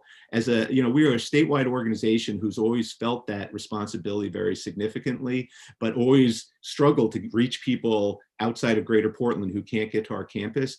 all of a sudden, boom, Zoom is here, universally adopted in an environment where people are hungry for connection and to be with each other in some way, shape, or form. So we dove in and we've invested, and we really identified that earlier. We probably produced about 25 Zoom programs in this past year, everything from the bicentennial to social justice issues to general topics on Maine history. We were able, in fact, to triple participation in our public programs, thanks to that, from about 1,000 people in 2019 to 3,000 in 2020. And the feedback and response we got from people throughout the state and across the country who care about Maine so much and are, again, hungry for the source of connection. So for us, this is the way, this is the future, and, we will do public programs in person again, but the ability, we have, 200 to 300 people signing up for many of our programs. So for us, it's really an opportunity that's going to be a tool, I think, for all of us going forward. So that's really exciting. So more to come there. So I think just to conclude, just in terms of context, I mentioned that the state provides about $45,000 a year to Maine Historical Society. All of that goes to support the infrastructure and the outreach and support for Maine Memory Network. It's a small part of MHS's overall budget, but a really, really important part of our Maine memory work. And so I think just to look to the future in terms of how we're approaching it, there was all this excitement and anticipation for the bicentennial. It didn't look exactly what we expected, but to me, and I think to us at MHS, what's so important and exciting is we are now launching Maine's third century. And here we come. And so we're all, you and the legislator, all of us are stewards of where Maine goes. And I think we love this place dearly. And it's our responsibility to ensure the vitality and well-being in Maine's sense of place for the next century. So we're really pivoting and preparing our organization to be thinking about how we can draw on history to understand Maine today, what we love about it, our resources, our assets, and to provide that context that can provide inspiration that can help us problem solve and really hone in on that. So, we've got a tall order, in terms of what's on our plate for the years ahead. But I think that's the way we do it. Now's our chance to make sure Maine thrives going forward in that third century. So with that, I will stop, and I'd be happy to answer any questions and or to talk to people offline to tell them more about our work. Thank you. Thank you so much, Mr. Bromwich. Do we have any questions from the committee? Seeing none, thank you so much for your time and for all the work you're doing. Thank you so much. Of course. Up next, we have the Maine Humanities Council, and we have Hayden Anderson joining us. And I do have to apologize potentially to the committee and to different members. I will have to jump off at exactly noon, but Representative Brennan will be able to take over. And in a funny twist of fate, it's because Maine Public wanted a quote, so I might have to miss the Maine Public presentation. So I'm pre-apologizing to Mr. Vogelsang, but I might be able to jump back in. But with that, welcome to Mr. Anderson, and we're excited to hear about what's going on at the Maine Humanities Council. Thank you. Oh my gosh. Okay. Thank you, Senator Daughtry and Representative Brennan, and to the whole committee. It's so good to see you, and thank you very much for letting me come and talk to you. I tell you, I've been watching on YouTube, and it's been so fun to see all of my colleagues and friends come through and give their pitch. I know of course, I know very well what all of them do, but it's just, I've enjoyed it so much. So thank you for the venue for that. Hey, my name is Hayden Anderson. I'm Executive Director of the Maine Humanities Council. If you don't know us very, very well, the Maine Humanities Council is the state of Maine affiliate of the National Endowment for the Humanities and the Library of Congress Center for the Book. We're a statewide nonprofit organization. Our offices are right here in Portland. We are an independent 501c3. We're governed by a statewide board of volunteer directors. And our work, we use books, poetry, big ideas to create connections, to foster agency, to inspire increased civic engagement throughout Maine. Our aim is to create a more literate, a more historically aware, a more civically engaged citizenry here in Maine. We go about that in in two different ways, through our own programming and through the grant making that we do. And I want to tell you just a little bit about both of those things. In our programs, we partner with organizations throughout the entire state to bring speakers, to bring poetry readings, to bring book discussion groups, lots of other different kinds of programs to the communities of Maine. Our work is entirely off campus. If you happen to see the Maine Humanities Council on a college or university campus around the state, it's probably because we're renting a room in order to do something for the public. That's where our mission is. Public libraries, you heard my friend Jamie earlier, about 260 public libraries in the state. Public libraries are an absolute core network of program partners for us. We also partner with all kinds of other organizations. This morning, knowing I was going to talk to you, I just looked through some of the recent partner organizations we've worked with, include the Elder Abuse Institute of Maine, the Heart of Biddeford, Literacy Volunteers of Franklin and Somerset County, Northern Light Mayo Hospital, on and on and on and on. Usually around 30 different partner organizations in any given season. So that's the bread and butter of our ongoing work. Steve just now was talking about the bicentennial.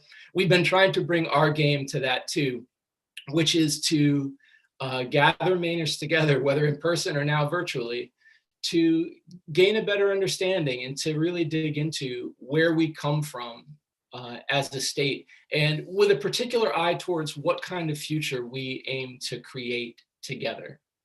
Because, you know, that's the kind of connection that we are trying to make within the state of Maine, to get people together, to have conversations that maybe wouldn't otherwise happen about stuff that really matters. So that's what our programming looks like. We hit every single county, every single year, which is a point of both emphasis and pride for us. The other batch of activity we have is our grant making around the state. And this actually is where you and the legislature come in. The Maine Humanities Council in recent years, for the past decade or so, has received $53,357 per year as a state allocation. We use that money as the backbone for all of our grant making.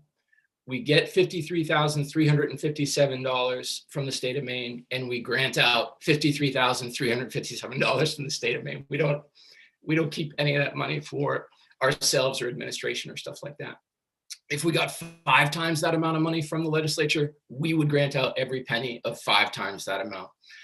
We feel like it's a really core part of our mission and a core strength of ours to be able to identify where resources can be directed in the state of Maine to really buttress, support, and advance the work of all of these super important cultural institutions.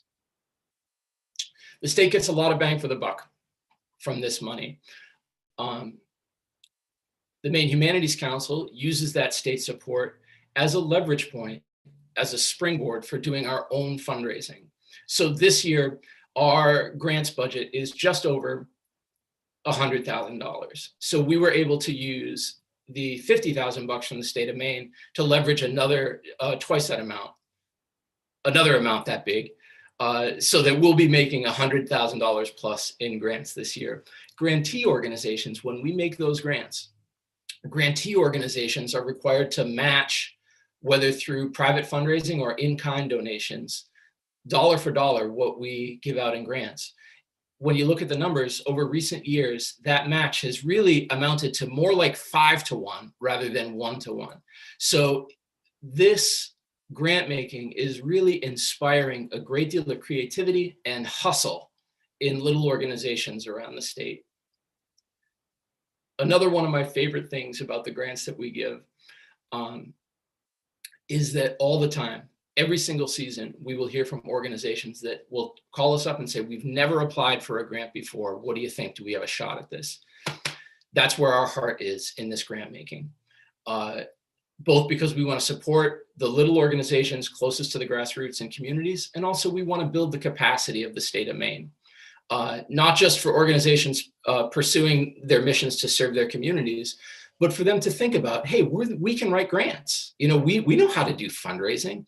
We feel like that's a super important part of how our grant making fits into the sort of philanthropic landscape in the state of Maine. We give out small grants. The median grant any given year is going to be $1,000.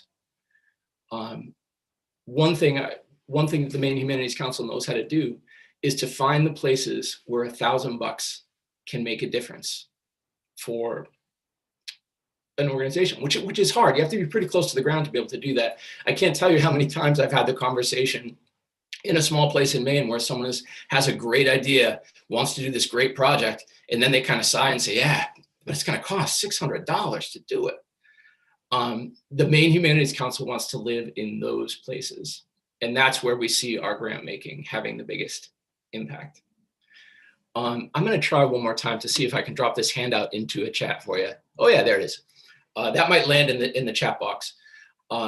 This handout has, I'm not going to go through it, but it has a list of grants that we made through the CARES Act back during the summer. So this is federal money that came to the Maine Humanities Council. We received $423,400 in CARES Act money. We granted out $424,000. We rounded it up.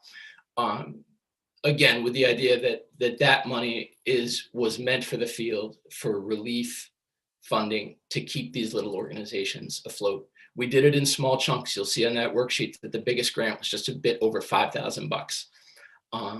You won't be surprised to hear that for a lot of the organizations, the cultural organizations in Maine, they tell us that $5,000, $2,000, $1,000 was just a lifeline about paying rent or paying insurance or keeping someone on the payroll. So it's stuff that we're really proud of. We look forward to the pandemic ending.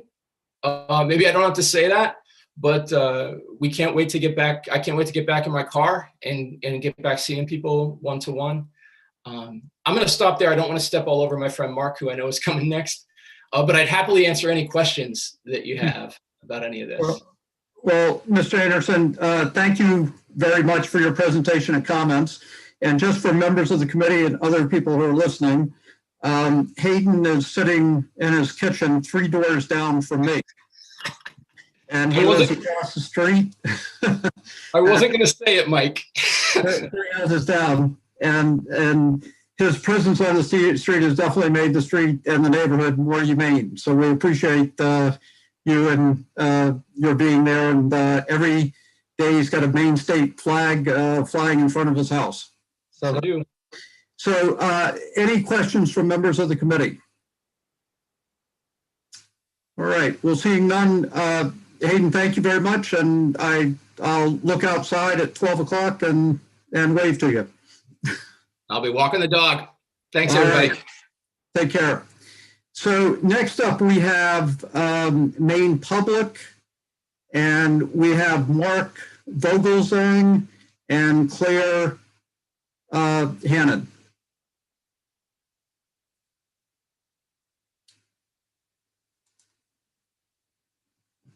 And I think we have, yes, we have both of them right here now. Mr. Vogelsang and Ms. Hannon, thank you very much for joining us, and take it away when you're ready. All right. I just want to make sure my audio is okay. Is everybody able to hear me? Yep. Terrific. And I'm just arranging a few things. We wanted to make sure that we had a chance to share some of our materials for you during this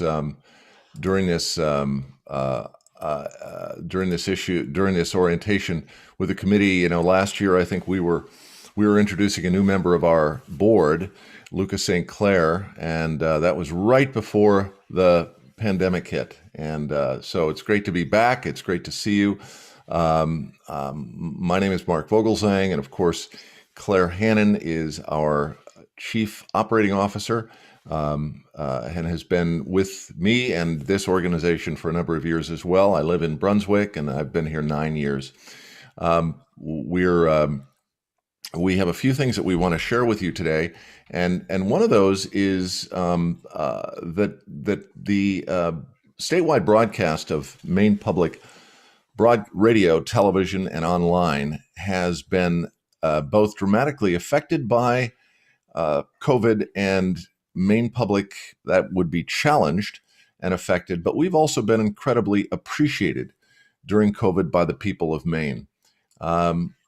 We have provided what our folks are telling us are exceptional programming on radio and television when all of us have been homebound and our lives have been disrupted. During this time, we've stepped up and delivered more content than ever before and reached more Mainers than ever before in our history over this past year, which is remarkable when we think about that in a year when everything has been disrupted. Each week, over 400,000 households on television tune in to Maine Public Television, and nearly 250,000 individuals listen to the stations of Maine Public Radio each week. So those numbers are remarkable. And yet, in spite of the lockdowns and quarantines, Maine Public Radio, Maine Public Television continues to serve a very important audience. I want to share just a few photographs, if I may. And, I have deep sympathy for our friends who have tried to do this in real time. But I'm going to share our slides right now, and I'm going to go to a slideshow from here and make sure it's just something that you can all see. And are you able to see that slideshow? Yes. Terrific. Give me a heads up or a nod. That would be great. Here are our studios in Portland, Maine, largely abandoned now because of the small size of our 5,000 square foot radio and broadcasting center here in Portland. The interesting thing about this is it has allowed us to have just one person in. Because of social distancing and COVID rules, we just can't put our staff in here. Normally a staff of 25 or 35 folks work here, but instead we have one person working in our studio. And as you can see, this is Lucy Suchek working our radio studio, normally where Morning Edition is done, but now Morning Edition is done from home. Erwin Gratz works from home. Here's Lucy Suchek, all masked up. And we also continue to do our coverage of the regular broadcasts of the CDC. Here are images from the Emergency Management Agency, which we were asked to become the pool feed, that is the center of the one broadcast organization that provides the pool feed for every and all media organizations across the state with Dr. Shah every single week. And that has continued. Early on, we did them from MEMA with a staff person, then an automated camera. And there's our reporter, Steve Missler, in the upper left-hand corner. And then we moved online, and we have continued to do that online with Dr. Shah and the governor, and those daily and weekly press briefings have been very, very important. In addition, our live coverage of the elections and the primaries has been so important to continue. So we've moved both online and we've changed our work. Here, Jen Rooks doing an online debate before the elections, obviously, and our reporting and our work as a national, regional, and international broadcaster have continued without abatement. One of the things I think was a real achievement this past year during the election season was the ability for Maine Public to do debate in person for the Senate, for the national, for our senatorial race, and we were able to do it from Augusta. Here's a great picture that shows how much care we took to do this social distancing and yet achieve a live broadcast so that the folks who were involved in this campaign, all the candidates were able to see each other, be in the same room, but at the same time be socially distanced. We provided live coverage from the House during special events. We've started new programming like the All Things Considered Book Club with Jen Rooks. From her home, where she does Maine Calling as we speak. I think she's just wrapping up today's Maine Calling show.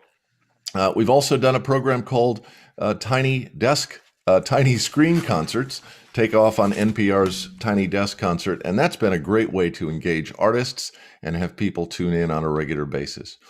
And then, of course, we have our national partners like the PBS NewsHour. Here's Jeffrey Brown, who is spending the year in Maine, and he's reporting from Millinocket and did a wonderful story pre-election on the divisions and the challenges of the electorate here in Maine. This is Jeff Brown in Millinocket with support from our teams, including Nick Woodward and our other teams when PBS and NPR come calling. The last thing I want to share with you is our work with something that we began called the Learning Space. And this is one where we teamed up and put on television teachers from Maine Teachers of the Year in partnership with the Maine Department of Education and Educate Maine. And we were really remarkably pleased to see that so many students, over 1,800 students every single episode, watched this episode. That's the equivalent of 90 classrooms that tuned in to the Learning Space. And here's a great still from one of those episodes, Teacher of the Year. And I think we can all take a note of those three things: make a poster, write a letter, and lend a hand. We'd like to get back to regular programming. Here's our Maine high school quiz show from last year. When schools and COVID allow, we will be back in production with this very important program for high school kids and audiences all across Maine. And of course, talking to our audiences and engaging our audiences in person is one thing we really want to do. This is a Tell Me More tour visit that we did in Brunswick in 2019, just before COVID. So with that, I will, let me just make sure I stop my sharing, if I can get my cursor down there and get right back here. There we are. And I want to say that Maine Public is a connection point for information. We're also have been a connection point for music, with 24 hours of classical music on the radio for homebound folks, which is really remarkable. Our new full-time network of Maine Public Classical, and interestingly, reaching over 50,000 people tuning in each week to Maine Public Classical. I want to talk briefly about federal support during COVID.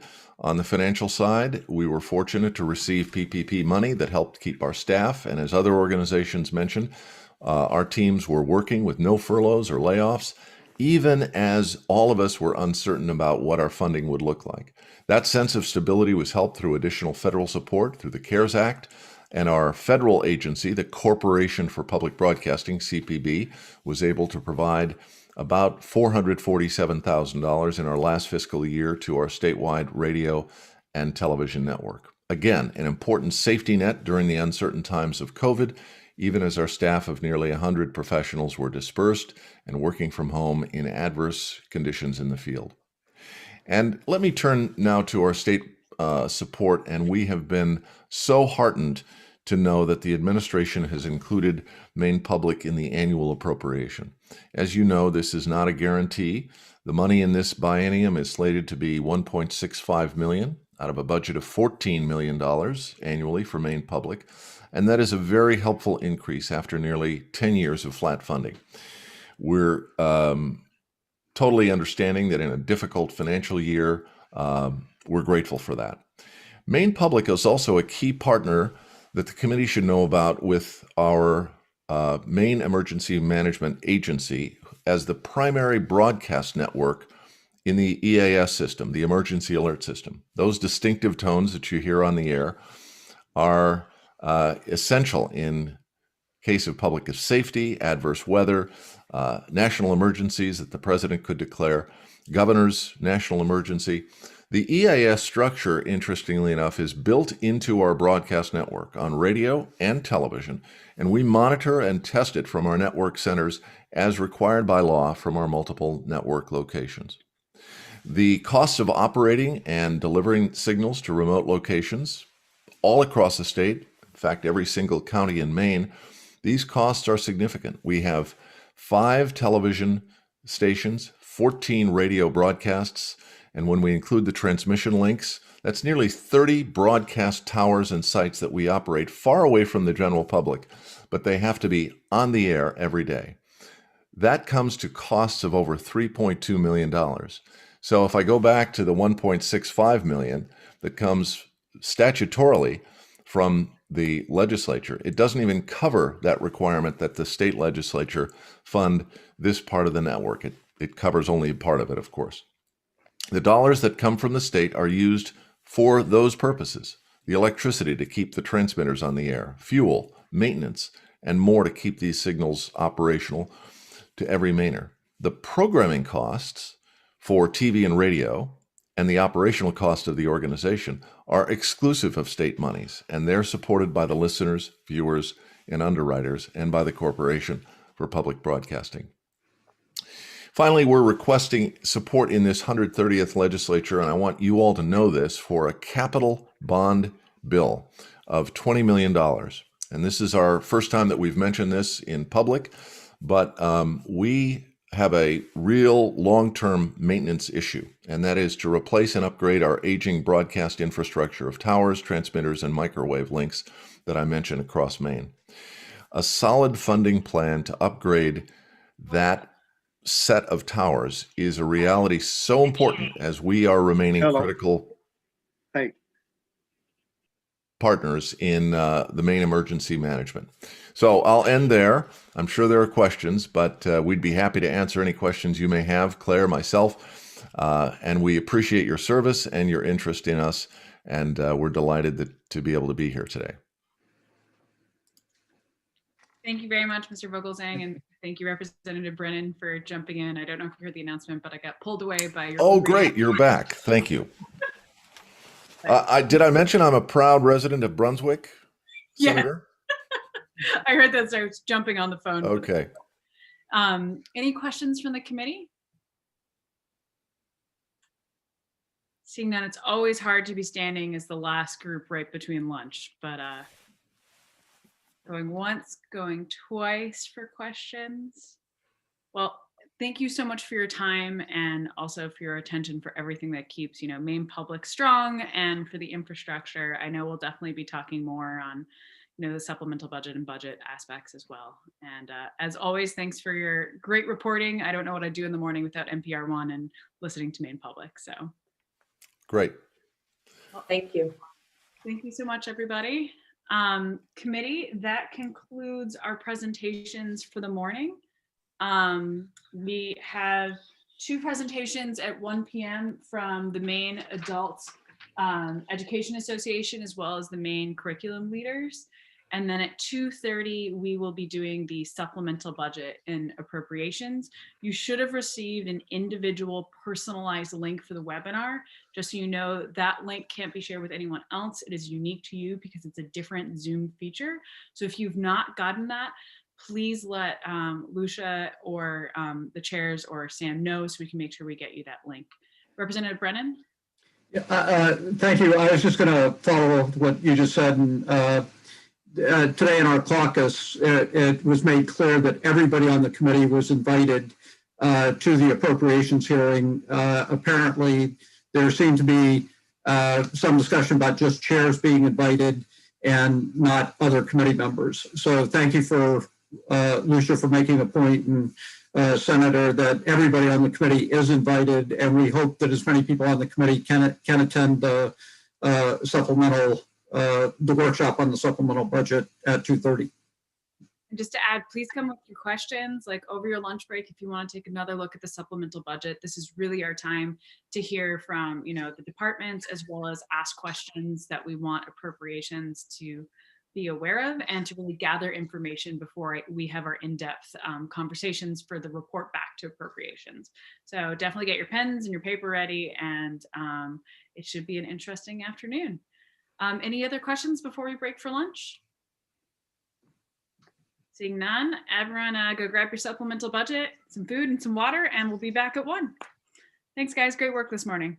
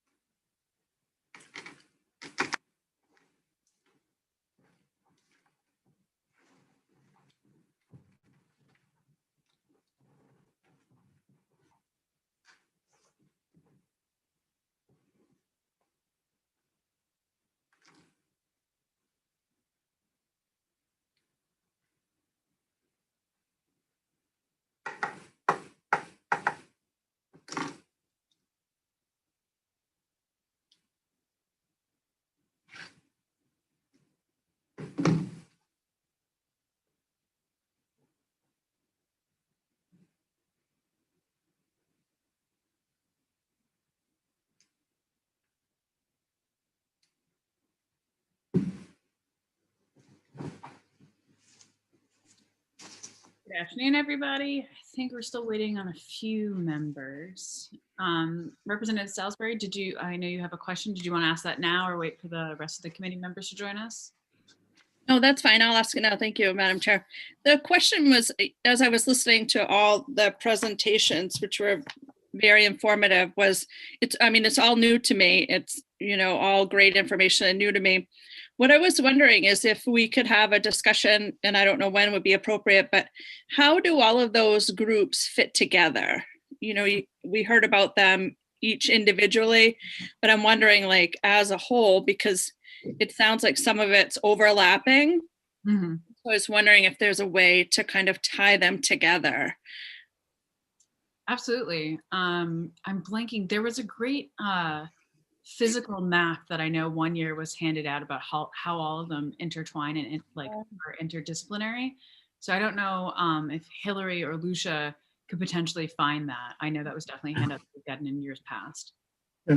Representative, there is a cultural affairs coordinating council, and we could ask them to come speak to us, and I believe they play a role in trying to bring about that type of coordination. That would be awesome. That would be super helpful for me, for sure. Yep. Thank you. I made a note of both of those things, and I'll look into what I can find on my own, and then maybe work when we talk scheduling next. Talk about the coordinating committee. That'd be great, because there is a lot of Maine Arts Commission offers a lot of grants that can go to some of those organizations. And the Maine Humanities Council also often works on projects that will end up at the Maine State Museum that might be funded by the Maine Arts Commission. So it is, they all do work and play together, but it would definitely be helpful to see how those all intertwine. Yeah, thank you so much. Of course. Okay, I'm going to give everyone 2 more minutes and then we'll get going. Oh, Representative Crockett. Yeah, this is definitely before we get going. I'll preface this by saying I was a broadcast, journalism broadcast undergraduate major, and actually spent a year doing broadcasting. Mm-hmm. I think the reason I left that business because I sounded nothing like Mr. Vogelson. I knew you were going to say that the second you started. Did he have the richest, most beautiful voice you ever heard? Oh yeah, you got to have that for the the fundraising pledge drives. You could have those dulcet tones ready to go for dollars. All the presentations were good, but that did have me mesmerized a bit. Totally telling Mark Vogelson. Yeah, he's got pipes. Yes, he does. I wonder if he's a singer. Good question. Let's see. So, Representative Lyman, how's your internet working? Very well, thank you. Great. Well, it's good to have you in the same place as all the rest of us. You mean broadcasting our living rooms? Right.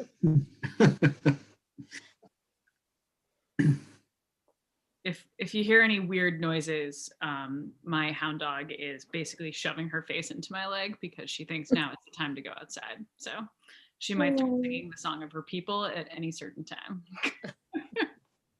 I just got a message from Rebecca that she is having computer problems. And I would ask if it might be possible when we get into AFA for you as our leader to help guide us about how we can follow along with our committee handout materials and shrink.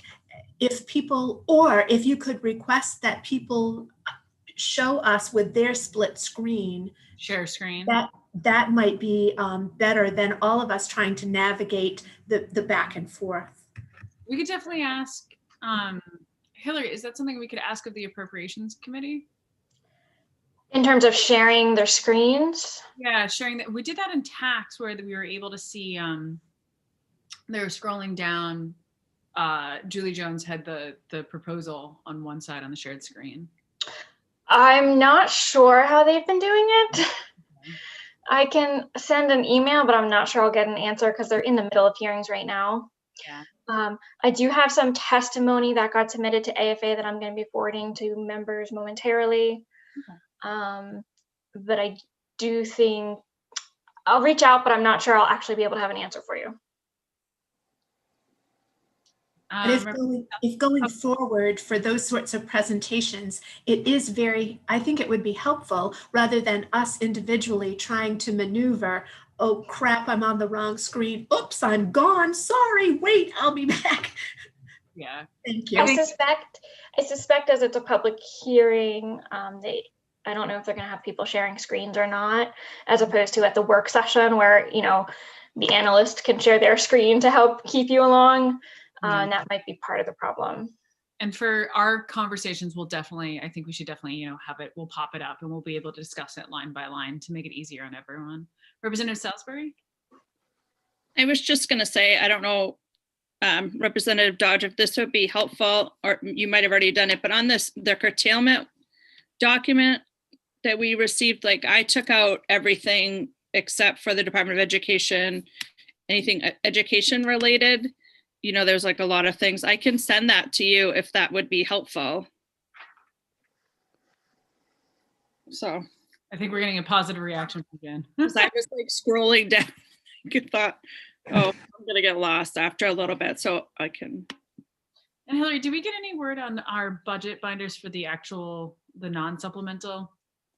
Okay. Not yet.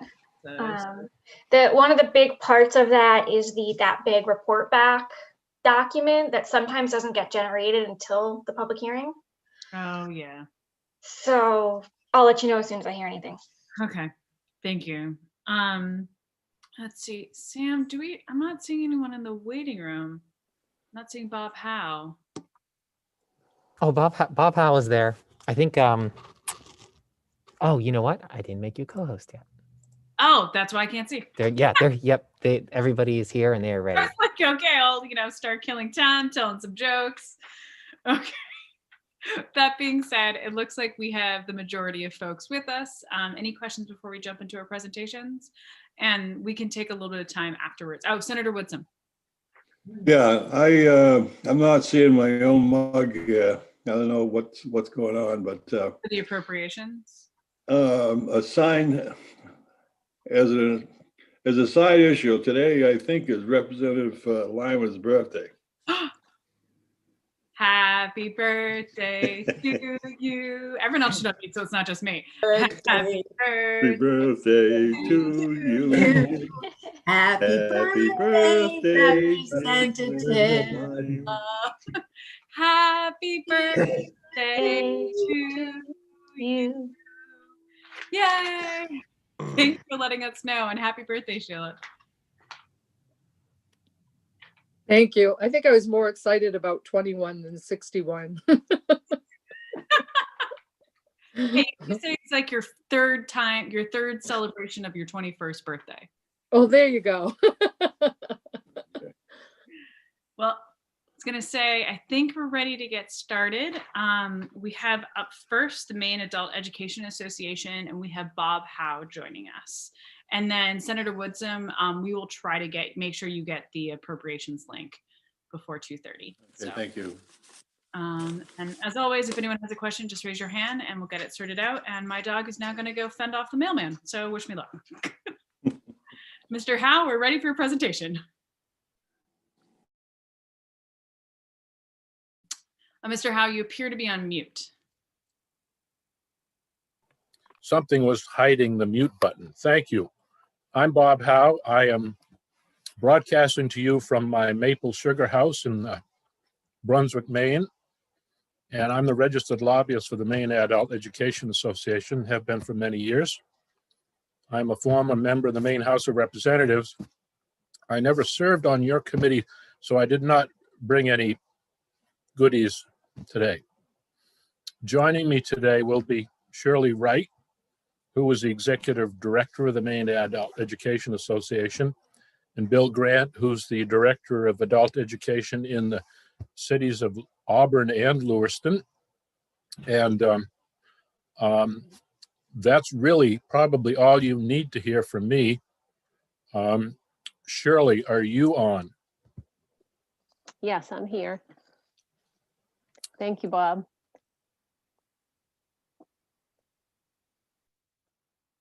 Hoping you can all hear me. Yes. Great.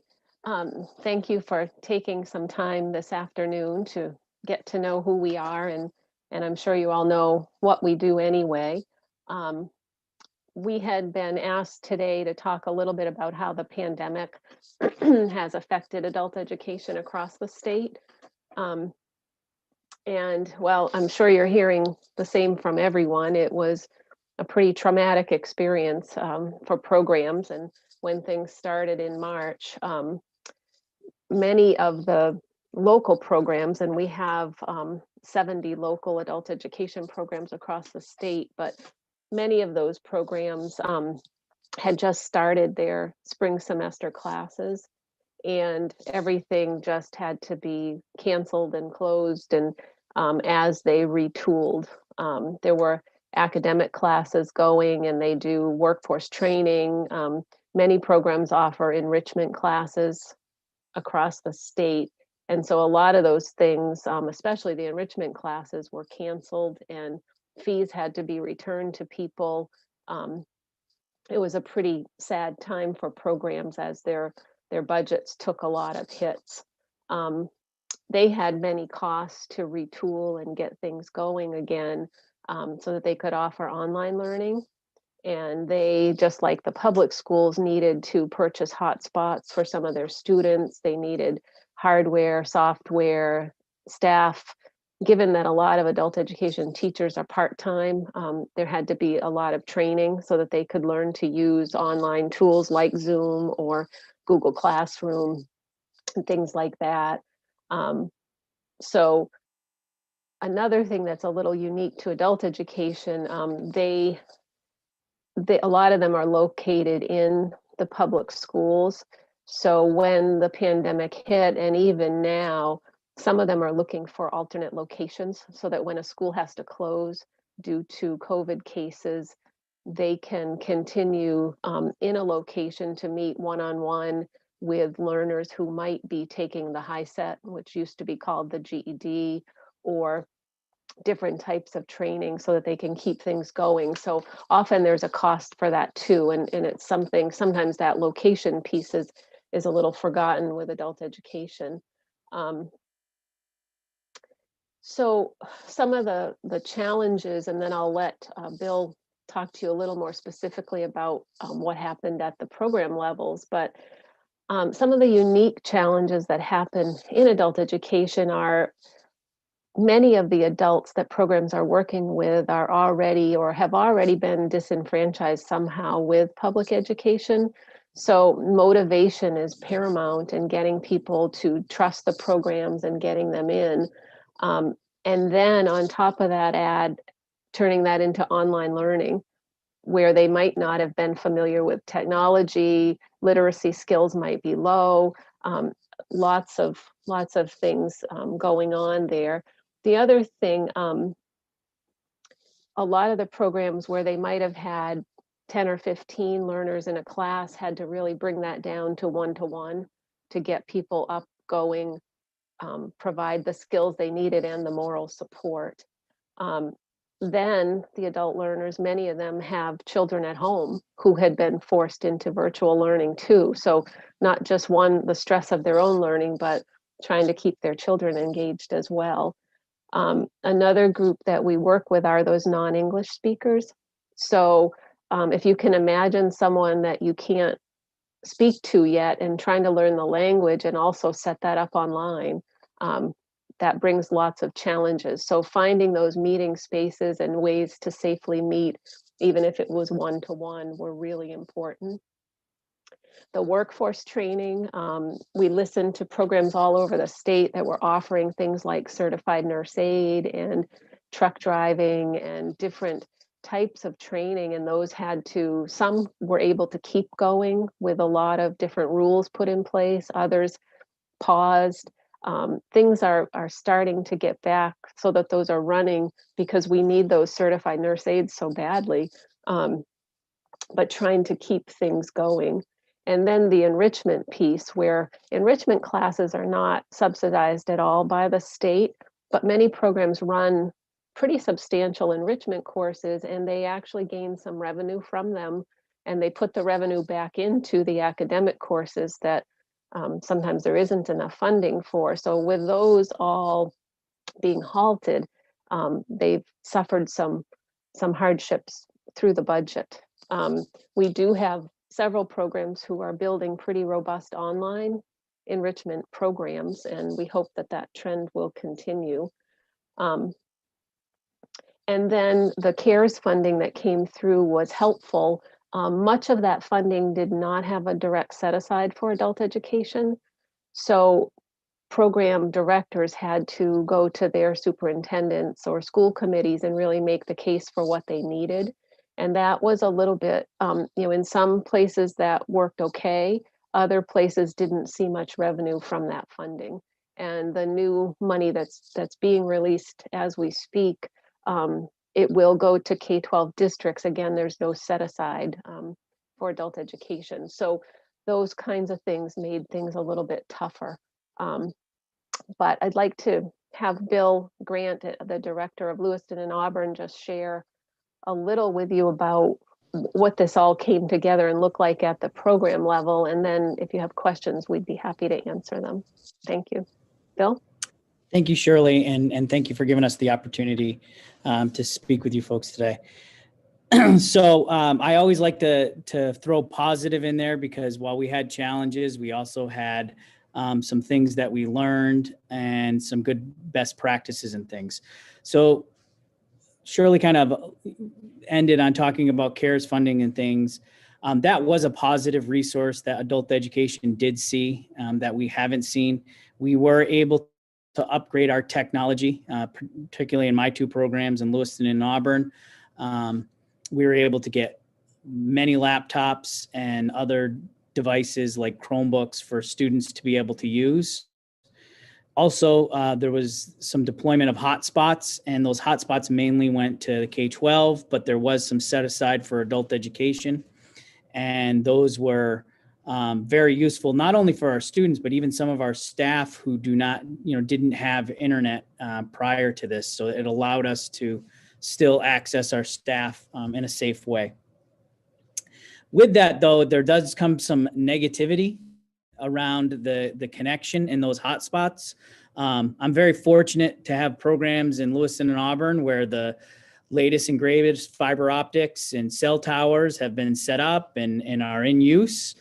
But I'm in a hub that is Androscoggin and Oxford County, and we get into real rural areas, and you give somebody a hotspot, and that hotspot is a paperweight because they don't have cell coverage there.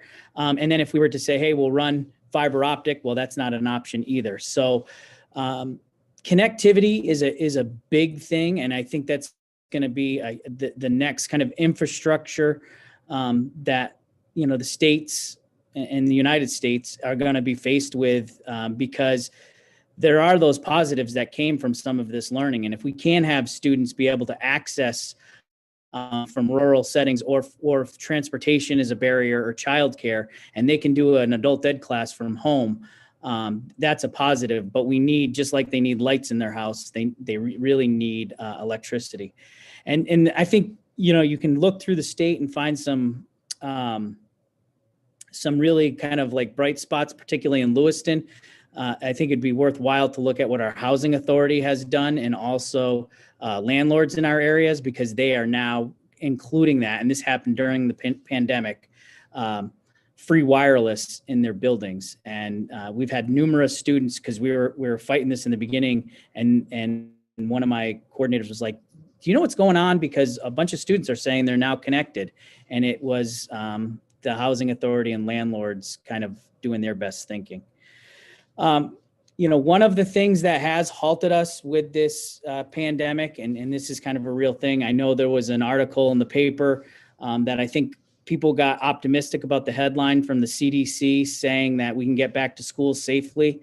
But when I opened up that article, it was pretty much following those same CDC guidelines that we have. And what's a little different than adult ed compared to the K-12 system is our ranging ages. It's very often that a teacher retires and they come on to adult ed. Well, that person is in a high risk category, and this pandemic or this disease can be lethal to them. We also have a lot of our students who are in an upper demographic, or may have underlying issues that makes it difficult to come in person. And then just the bodies, we're dealing with adults, so it is on par kind of with a high school situation. But it is adults. And so the physical distancing can sometimes be a little more difficult. I am so blessed that we were able to take over an old elementary school that is physically in good shape. It needs some things done to it. But I didn't realize how small the space was until the pandemic hit us, those classrooms. And so it has been difficult to be able to get people into classes, which gets me to my final point, and that's the student engagement. And we're starting to have concerns about that in the education world. Like it's day by day, but now we're doing some long range thinking. And what's the long-term effect going to be on this lost time for learning, just because of the constraints we are in? And I think that adult education, again, we try to rise to an occasion. So when there's a challenge, I think the adult education system in the state of Maine is going to be a very important asset when we start to hash that out, maybe what a freshman in high school lost for their learning. And that, while the way we collect graduation rates is 4 years, I think we're going to have to establish some things that, it's not a failure if you don't graduate in 4 years. The fifth, sixth, and maybe even seventh year with some people that are learning English as well is going to be something that we look at. And I think Maine is poised to have an adult education system here ready to help those students build those skills and, meet those 5-year kind of challenges that we're going to see down the road from this pandemic.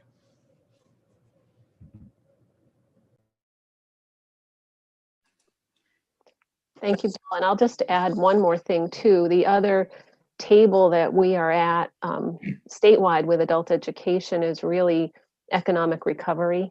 And we know that will need to start, and we need to be there and help ensure that people have the skills that they need, whether it's to pass an entrance exam at a community college or finish some kind of credential, because there are still too many people in the state who have only a high school diploma.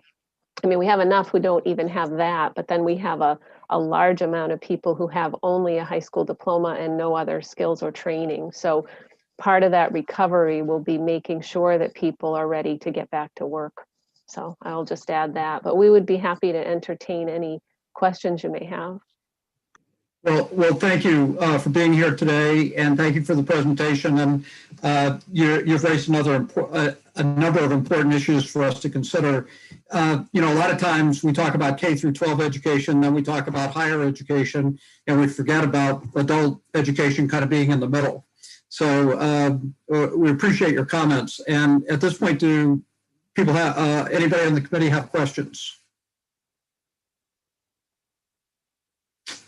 Okay. I'm curious to know whether all of you have at least one adult ed program in your districts. There are what, Shirley, 70 plus now? There are, but not adult education programs in every town. So yeah, I can see someone with, Jan has Representative Dodge too. You have a question? Representative Salzberg, go ahead. You're muted. No, I was just saying that we have, I represent Westbrook, and we have an adult education program. That's all. I was agreeing. Okay, you're just, okay. Just agreeing. All right. Any other questions? I have one quick question, and that was about the CARES set aside.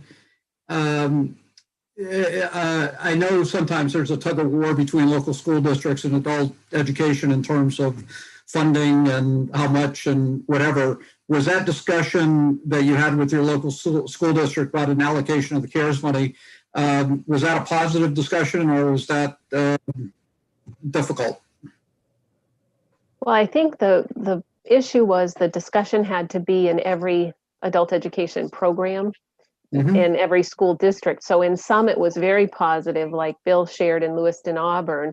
In other school districts, it wasn't as positive because they weren't able to leverage as much funding as they needed to get people tooled and equipped and ready to go. And we were trying to do things just as quickly as the K-12 system, to get people back and back into learning. And like Bill said, now the concern is we still, this has been really different, and the pace is a little bit slower, and what's next. So, and we know in terms of recovery, we have to be, people have to be engaged and in there. So. Okay. And now there's been a recent, the recent stimulus money, there's $183 million going to local school districts. So will you be engaged in that discussion with them about some portion of that money going to adult education? Absolutely. And Gail Sinise, the state director, has sent information to programs as well and said, make sure you talk this out locally. We had sent a letter to the governor earlier, and the money came in so quickly. We had asked, is there any way that some portion of this could be set aside for adult education so that it's not just a local decision? But the way that things spiraled and came so quickly, they, it was a little bit harder to do that. So again, that discussion will take place in many school districts, and we're helping prepare those directors with ways to approach their superintendent. And some people know and support adult education automatically, and others still have some things to learn about it, to understand the importance. And as you said, it's sometimes the forgotten system, but it's a critical cog in the system, because not everyone who comes, even with a high school diploma, people aren't always ready to jump into a community college, or they can't pass an entrance exam, or and so. Well, in fact, sometimes the community colleges, particularly around math, instruct the student to go back to adult education before applying for the community college. So it does play an important role. Yeah, it is important, and trying to get all those pieces, and then add in the new Mainer piece, and the people who don't have English speaking skills yet could be a fully qualified professional. So we have to get those things up and moving. So it is a critical piece of the system in Maine. Well, again, thank you very much for being here. I don't see any other questions from members of the committee. Thank you for your time. Thank you very much. Yeah. Okay. Thank you very much. Maddie, Senator Daughtry, you're back. I am back. I had to sign for a batch, guys. The joys of work from home. Up next, we have, I think, the main curriculum leaders. And then let's see if we can get them to join. Welcome. I just want to double check. Did you have someone presenting with you? We have a Kay Gilg in the wait room, and I just want to make sure we're not leaving anyone out of the presentation. No, it is just me. Okay, well then that person, if you're watching on YouTube, we don't know who you're presenting with, so we are removing you from the wait room. And with that, please take it away. We're excited to have you joining us today. Hello. So, hello, Senator Daughtry and Representative Brennan and the members of the Educational and Cultural Affairs Committee. I'm Courtney Bololan. I'm the Executive Director of the Maine Curriculum Leaders Association. So I've submitted materials that expand upon what I'll share today about our organization in general and about our experience with and response to COVID. So MCLA was established in 2007 as a solution to a need for professional support among the curriculum administrators in Maine, as well as a need for more effective collaboration with the DOE. Since then, we have continued to grow in our membership. We currently represent 102 districts in Maine, and that's through district memberships as well as individual memberships. And we continue to collaborate with the Maine DOE. We're a part of the educator stakeholders group that meets weekly right now with Commissioner Macon and everybody else. So as a membership organization, we welcome anybody who has a passion and an interest in curriculum, which is part of the reason why we say curriculum leaders. We have teachers, principals, assistant superintendents, as well as representatives from other education-focused organizations in our membership. However, we primarily serve curriculum administrators, and through the establishment of our instructional coaching cooperative in 2017, instructional coaches. So both of these roles are among the least understood roles in education. It's the kind of job that if you have and you share with your friends, they either nod and smile or say, "What do you do?" So curriculum administrators are responsible for the management and the implementation of initiatives, policies, and procedures that relate to curriculum, instruction, assessment, and the professional learning for educators in their district. There's a wide range of titles for curriculum administrators, which is also why we title our organization Curriculum Leaders. You may hear curriculum coordinator, curriculum director, director of assessment, teaching, and learning, and on and on and on. Sometimes an assistant superintendent takes on the role of the curriculum administrator, depending on the size of the district. And sometimes there isn't even a curriculum administrator in a district. Instructional coaches are on-site professional developers who work collaboratively with teachers and administrators to support and nurture a culture of collaboration and growth in service of improving learning. They're educators, they are teachers, they are people who are highly skilled in translating theory and best practice into actionable and accessible classroom methods and strategies, and then work alongside the teachers as the teachers learn and practice those strategies and methods. So since we're an organization that serves and supports education professionals deeply invested in teaching and learning, we focus our legislative advocacy on policy that directly impacts teaching and learning. We support legislation that is learner-centered and moves Maine towards a more equitable education landscape for all learners in all learning communities. So this session, we're particularly interested in the application of last session's LD 1860, an act to establish a process for the consideration and implementation of changes to mandated instruction or training for schools. And we look forward to representing our members in that process and collaborating with all of you throughout this legislative session. And in addition, we welcome any of you to join any of our regular member meetings. We meet every Wednesday morning on Zoom, and it's an open invitation to any of you to join us at any time. This is my second year in the role as executive director for MCLA, and I am incredibly grateful and proud to work for the passionate and dedicated curriculum leaders in Maine. My pride and my awe for this group really came to a peak and overflowed during MCLA's swift and comprehensive response to COVID-19 starting last year in March. You have heard countless retellings of what happened, and it is in no small way, education changed overnight. And the curriculum leaders, along with everybody else in the Maine education community, had to answer the question, how do we make this work? What do we do? So one of the most impactful actions of our initial response was immediately curriculum leaders began to collect and create several weeks of emergency distance learning plans for K through 12. And we also created the MCLA Continuity of Learning Resources folder, which we opened to everybody in the Maine learning community for sure. And I wouldn't be surprised if people from other states found their way to it as well. That folder included all of those learning plans, which were consistently added upon throughout the spring. It included examples and collections of resources to support everything from letters home to instructional expectations. The sustained response of MCLA has been equally as nimble. Members have repeatedly come together to raise needs and problem solve and share ideas.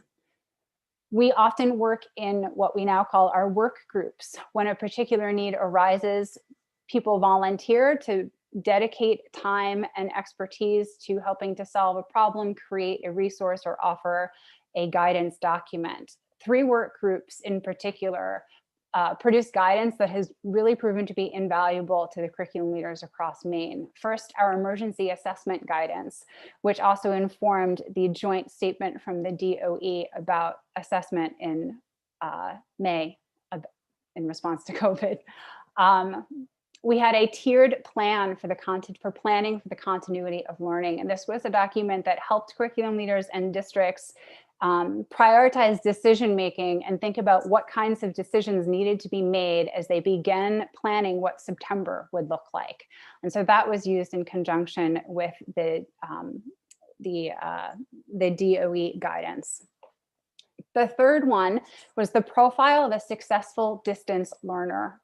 And this laid out the continuum of skills and capacities needed by any age learner to be successful in the distance learning environment, which districts then used to facilitate and support conversations with parents and caregivers about the appropriate choice for programming. As you know, many districts offered choice between full distance or an in-person model. It also then became the springboard for professional learning for teachers. Once a skill or a capacity is named, it is then able to be taught. And so once we were able to lay out this continuum of skills and dispositions, professional learning could be built around it. And it also simply became a lens with which to look at and assess the learners for their capacity to participate in distance learning and support those that were struggling. So in addition to those resources and our regular weekly collaboration sessions, MCLA and the co-op has dedicated professional learning opportunities to the skills and topics needed to support distance and hybrid learning in all of the iterations. So now we're moving into thinking about 2 new questions rather than how do we do this, which still comes up frequently at our meetings as things change. But our 2 big questions right now are, how will we address the needs of the wide range of readiness levels we expect to see in our learners in September? And how do we embrace and incorporate the innovations in our schools that have come about because of the pandemic and that are worthwhile keeping? I am open and available for questions. Thank you so much. And thank you. That raises a lot of points. It is a great orientation and introduction to the subject. Representative Salisbury. Thank you very much, Madam Chair. And thank you for being here. I wanted to, it's more of a comment, but in my work on the school committee in Westbrook, I can't say enough how impressed I've been watching teachers and administrators and curriculum leaders change on a dime and be able to pull this off, this really almost insurmountable task of changing. It's been really impressive to watch. And the more I hear about the resources that have been created and offered up to staff and teachers, it's been amazing. It's really great work to watch. And the more support that I see being available, it's really impressive. So I really appreciate that work. Thank you. I will be sure to pass that along to my members. Thank you. Representative Millett. Thank you, Madam Chair. So how far along are you in that conversation about next fall? And does that, so how far along are you? And is there consideration about possible interventions before the fall to help our kiddos be prepared?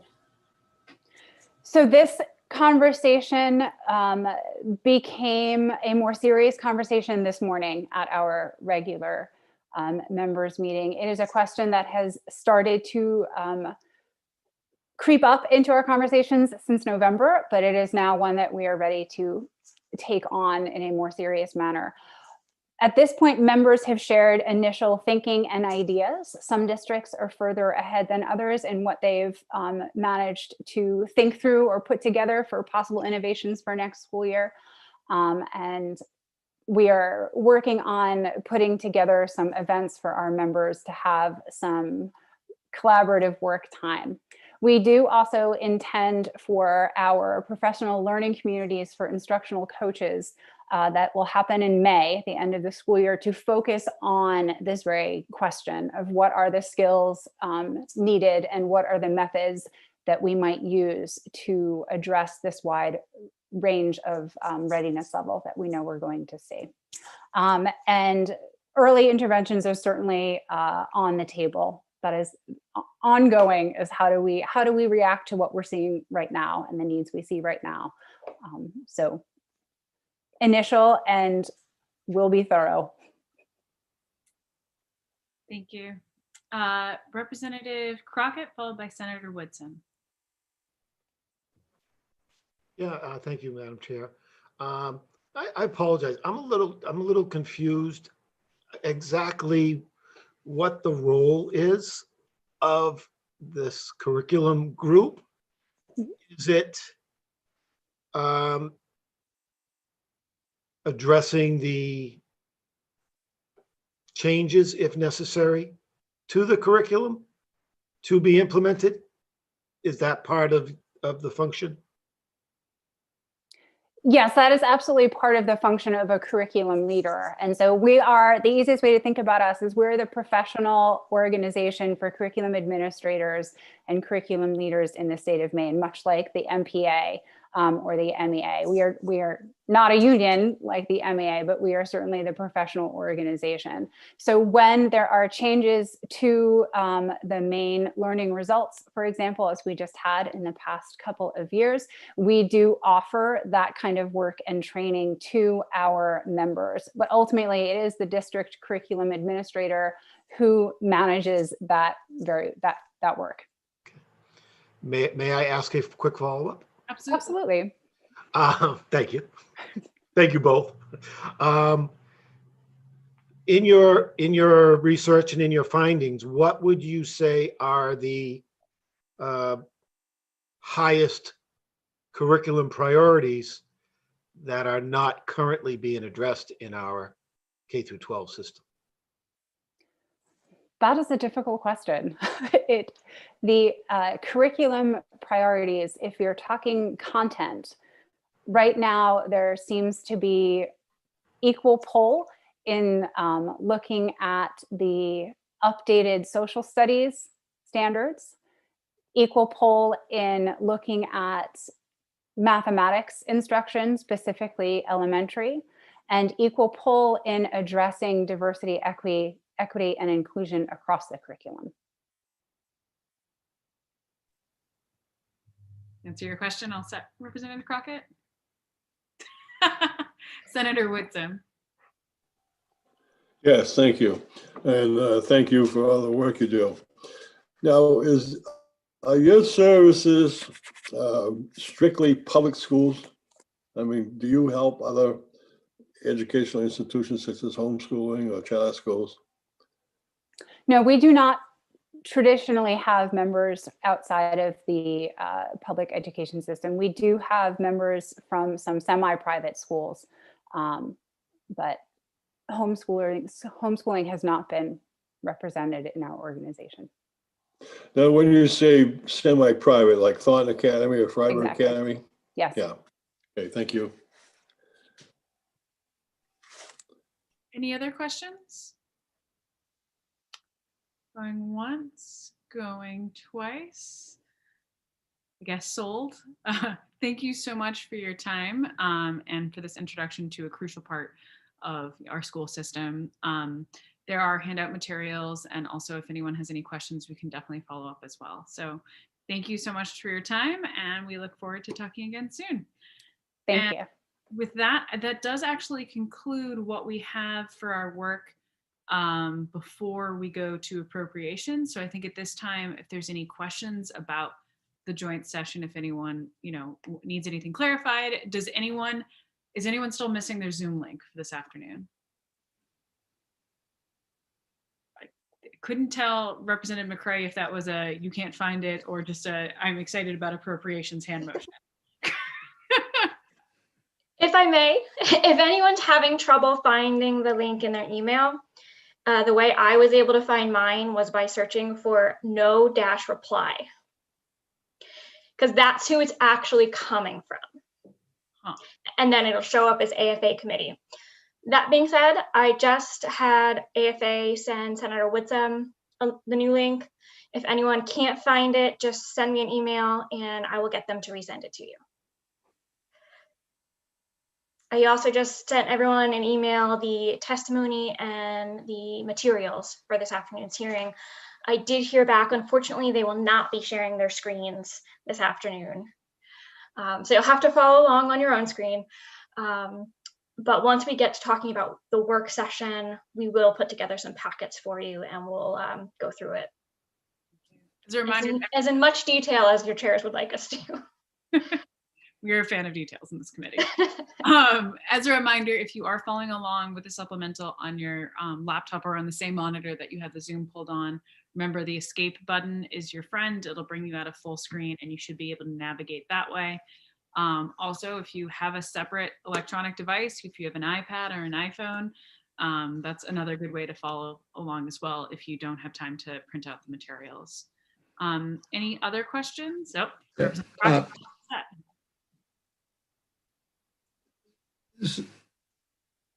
Representative Brennan? Oh, Senator, I wanted to ask Sam if it would be possible for Representative Millett and Representative McCray and myself to jump on a real quick Zoom call. Is that operational now, even though it's before 2 o'clock? Okay. Yeah, that link should be in their email. Yeah, Becca and Dave, if that works for the next 10 or 15 minutes, that we could. Could you do 10. 10. Okay, 10 minutes. Great. Thank you. Well, before we will be closing this link because we'll be moving to appropriations after this. Any other questions? There are no bad questions. Okay, looks like everyone's all set. Enjoy your, we'll be going back in 40 minutes and knowing appropriations, they'll start without us, so don't be late. See you all over there.